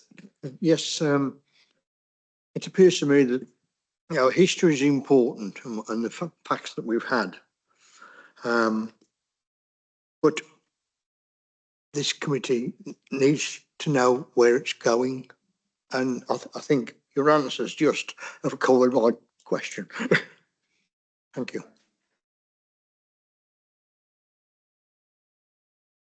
Hello. I'm not too sure about this, but you were mentioning the hubs in this report.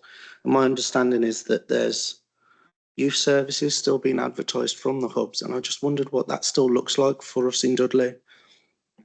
Yeah, so we've got the 5 main hubs, one in each of the townships.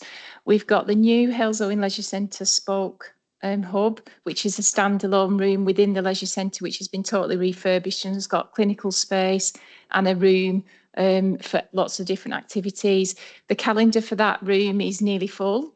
So there's lots of diverse different activities occurring, as well as antenatal booking appointments, antenatal checkups. We've got baby weighing clinics. We've got glucose tolerance testing. We've got incontinence service in there, believe it or not. We've got baby massage, stay and play, lots of different activities going on there. And the idea with that room is that it's within the leisure centre. It's the heart of the community. We encourage people in the who go to the family hub to then go to the leisure centre. So we're looking at, you know, reducing the risk of drowning, because children will be joining swimming lessons, keeping the parents fit and healthy, hopefully by going using the facilities as well. And for the older generation or those with long-term conditions, there's the wellness suites as well. So it's about bringing the hub into the leisure centres and encouraging more use as well into the leisure centres. And we've also got one at the source as well, which offers a range of different programmes. That funding has been confirmed to be sustained for the next financial year and the year after as well, with a new Best Start in Life strategy from Labour government. So that's good news, because every January we all have kittens around, how are we going to fund this? We have lots of staff begging us, have we still got a job on the 1st of April? So actually it's really good news that we've now got sustained, especially we can confirm for next financial year and more or less for the year after. So that is really good news. And we will be focusing on the 5 strands within the Family Hubs national programme. The Department of Education did come to the opening of the Family Hub at Halesowen Leisure Centre and were bowled over by the success of it, and it is one of a kind in the country. So that's a real big success story for us in the borough. You know, there's no one else has a bespoke room in our leisure centre, so that is a really good thing for us. I think that's about it for the hubs, I think. Yeah, I just want to say thank you then. That's wonderful to hear that we've still got a youth service. That's really important. And sorry, one thing to add as well is we've actually sustained some of the activities for the hubs outside of the hub funding. So through the 0 to 19 contract with Shropcom, Shropshire NHS Community Trust, we've sustained the parent infant emotional wellbeing health visitors. We've got 2 specialist health visitors. They were originally funded through family hubs, but we've sustained it through our contract for 0 to 19, and the same for an infant feeding specialist health visitor as well. They're now sustained for the duration of that contract for the 0 to 19 service. So that's a real development. It's meant we can free up some of the family hub money to look at further developments, but they are still sustained. So that's a good news item as well. Brilliant, that's great. We'll come back to you shortly, Councillor Litter, but I just wanted to ask a question if that was okay. So great to hear the good news about the greater security around funding, and obviously for the industry leading room within Hales Owen facilities there. That's fantastic. I do have a question. I appreciate you may not have the information at your fingertips, but as I understand it, the 2 child benefit cap was brought in 2018, and it has been maintained since this government came into power. Is it possible to say what sort of impact the cap has had on child poverty in this borough since its introduction, or even in the last year?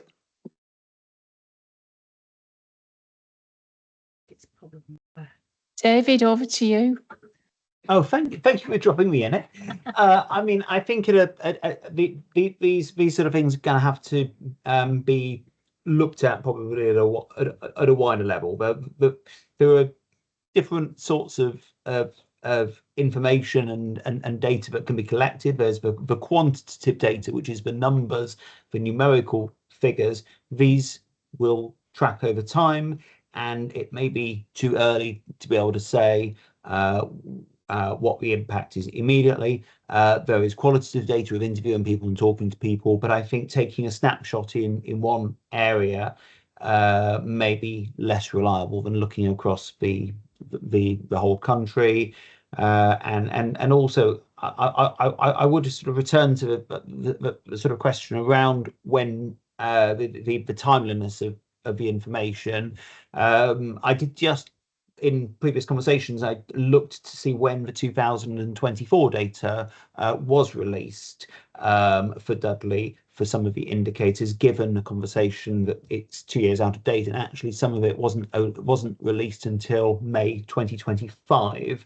And therefore, had we presented this report in full at the previous scrutiny committee, we would not have had the 24 data yet. And it's because of various reasons and professional courtesy to previous director of public health and so forth, who was on leave at the point of that meeting, that we are now in a situation where it appears that the data is 2 years out of date. But perhaps, Roxana, if you've also got a comment on benefits. I think it's a really important question. I think given the fact that child poverty, out of all the indicators, child poverty seems to be kind of sticking out in terms of its RAG rated red, and it's increasing. It's really helpful to look at that and look at kind of government changes and the impact that's going to have, but also giving school readiness as a priority and children not achieving the level of development.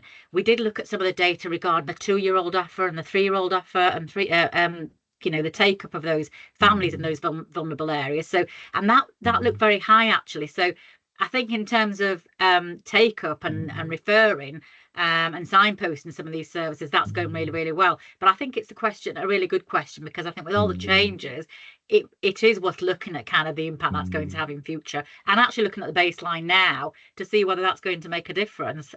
So something we will take back and consider.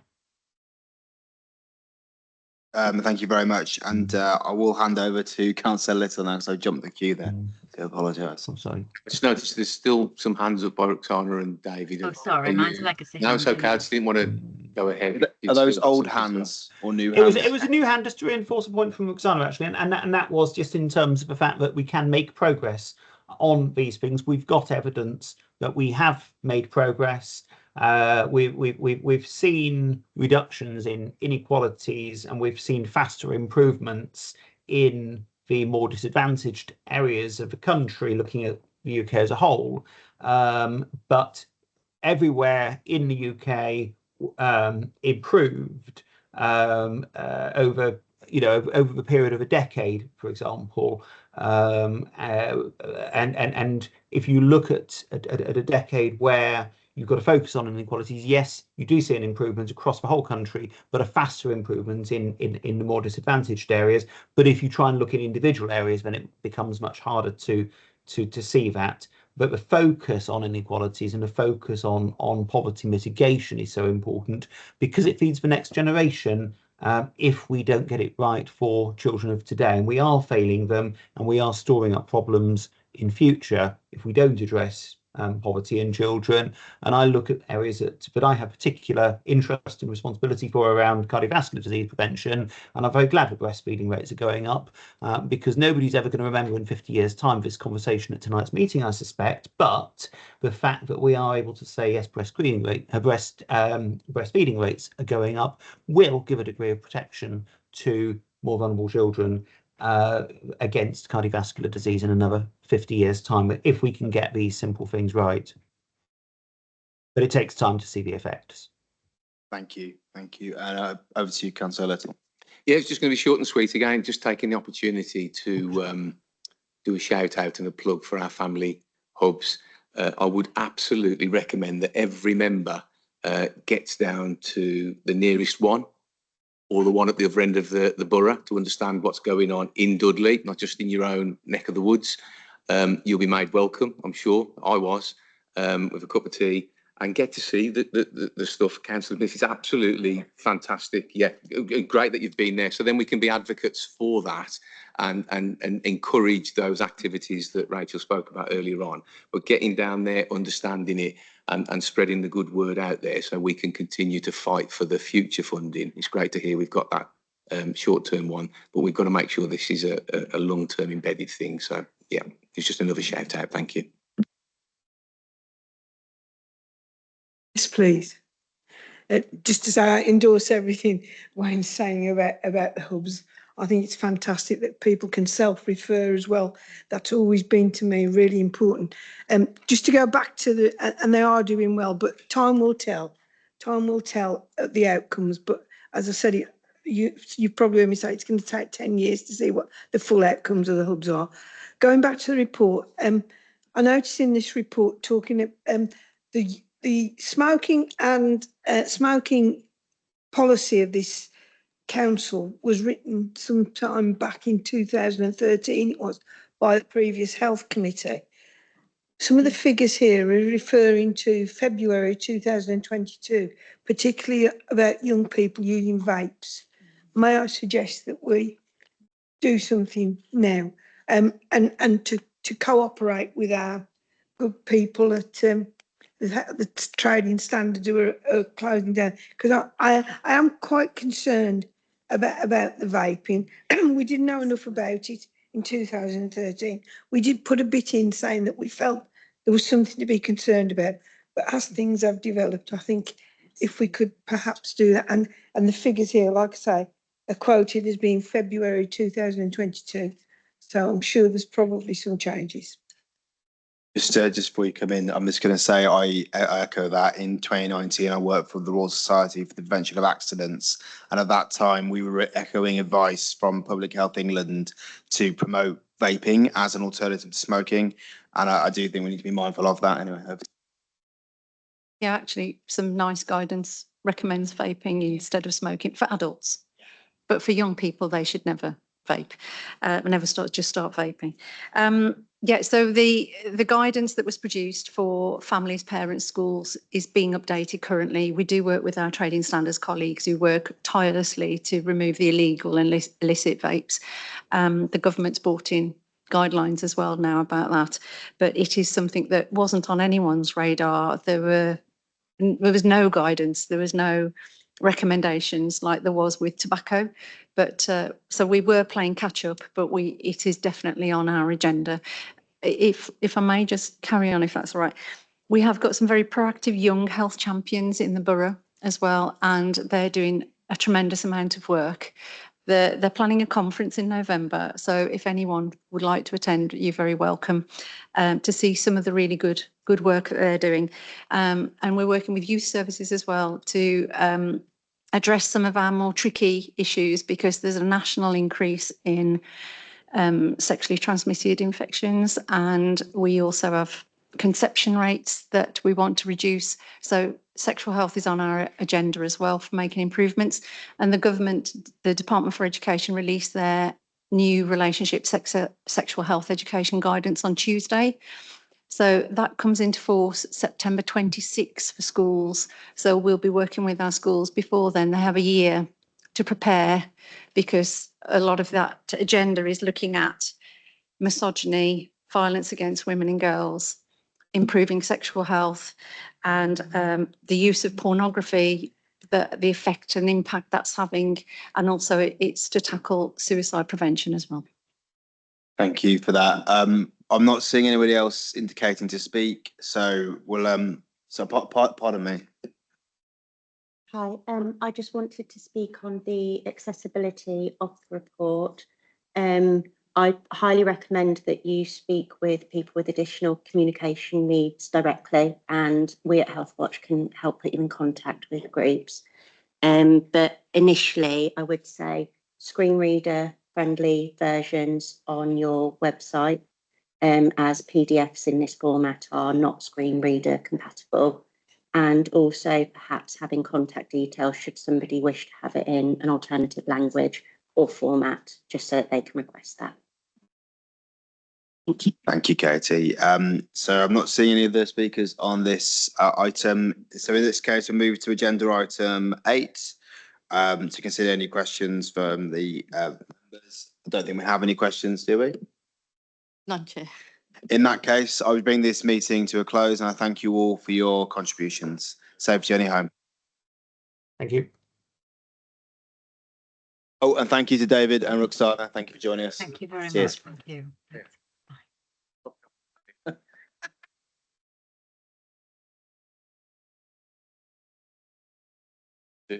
That's good. Now.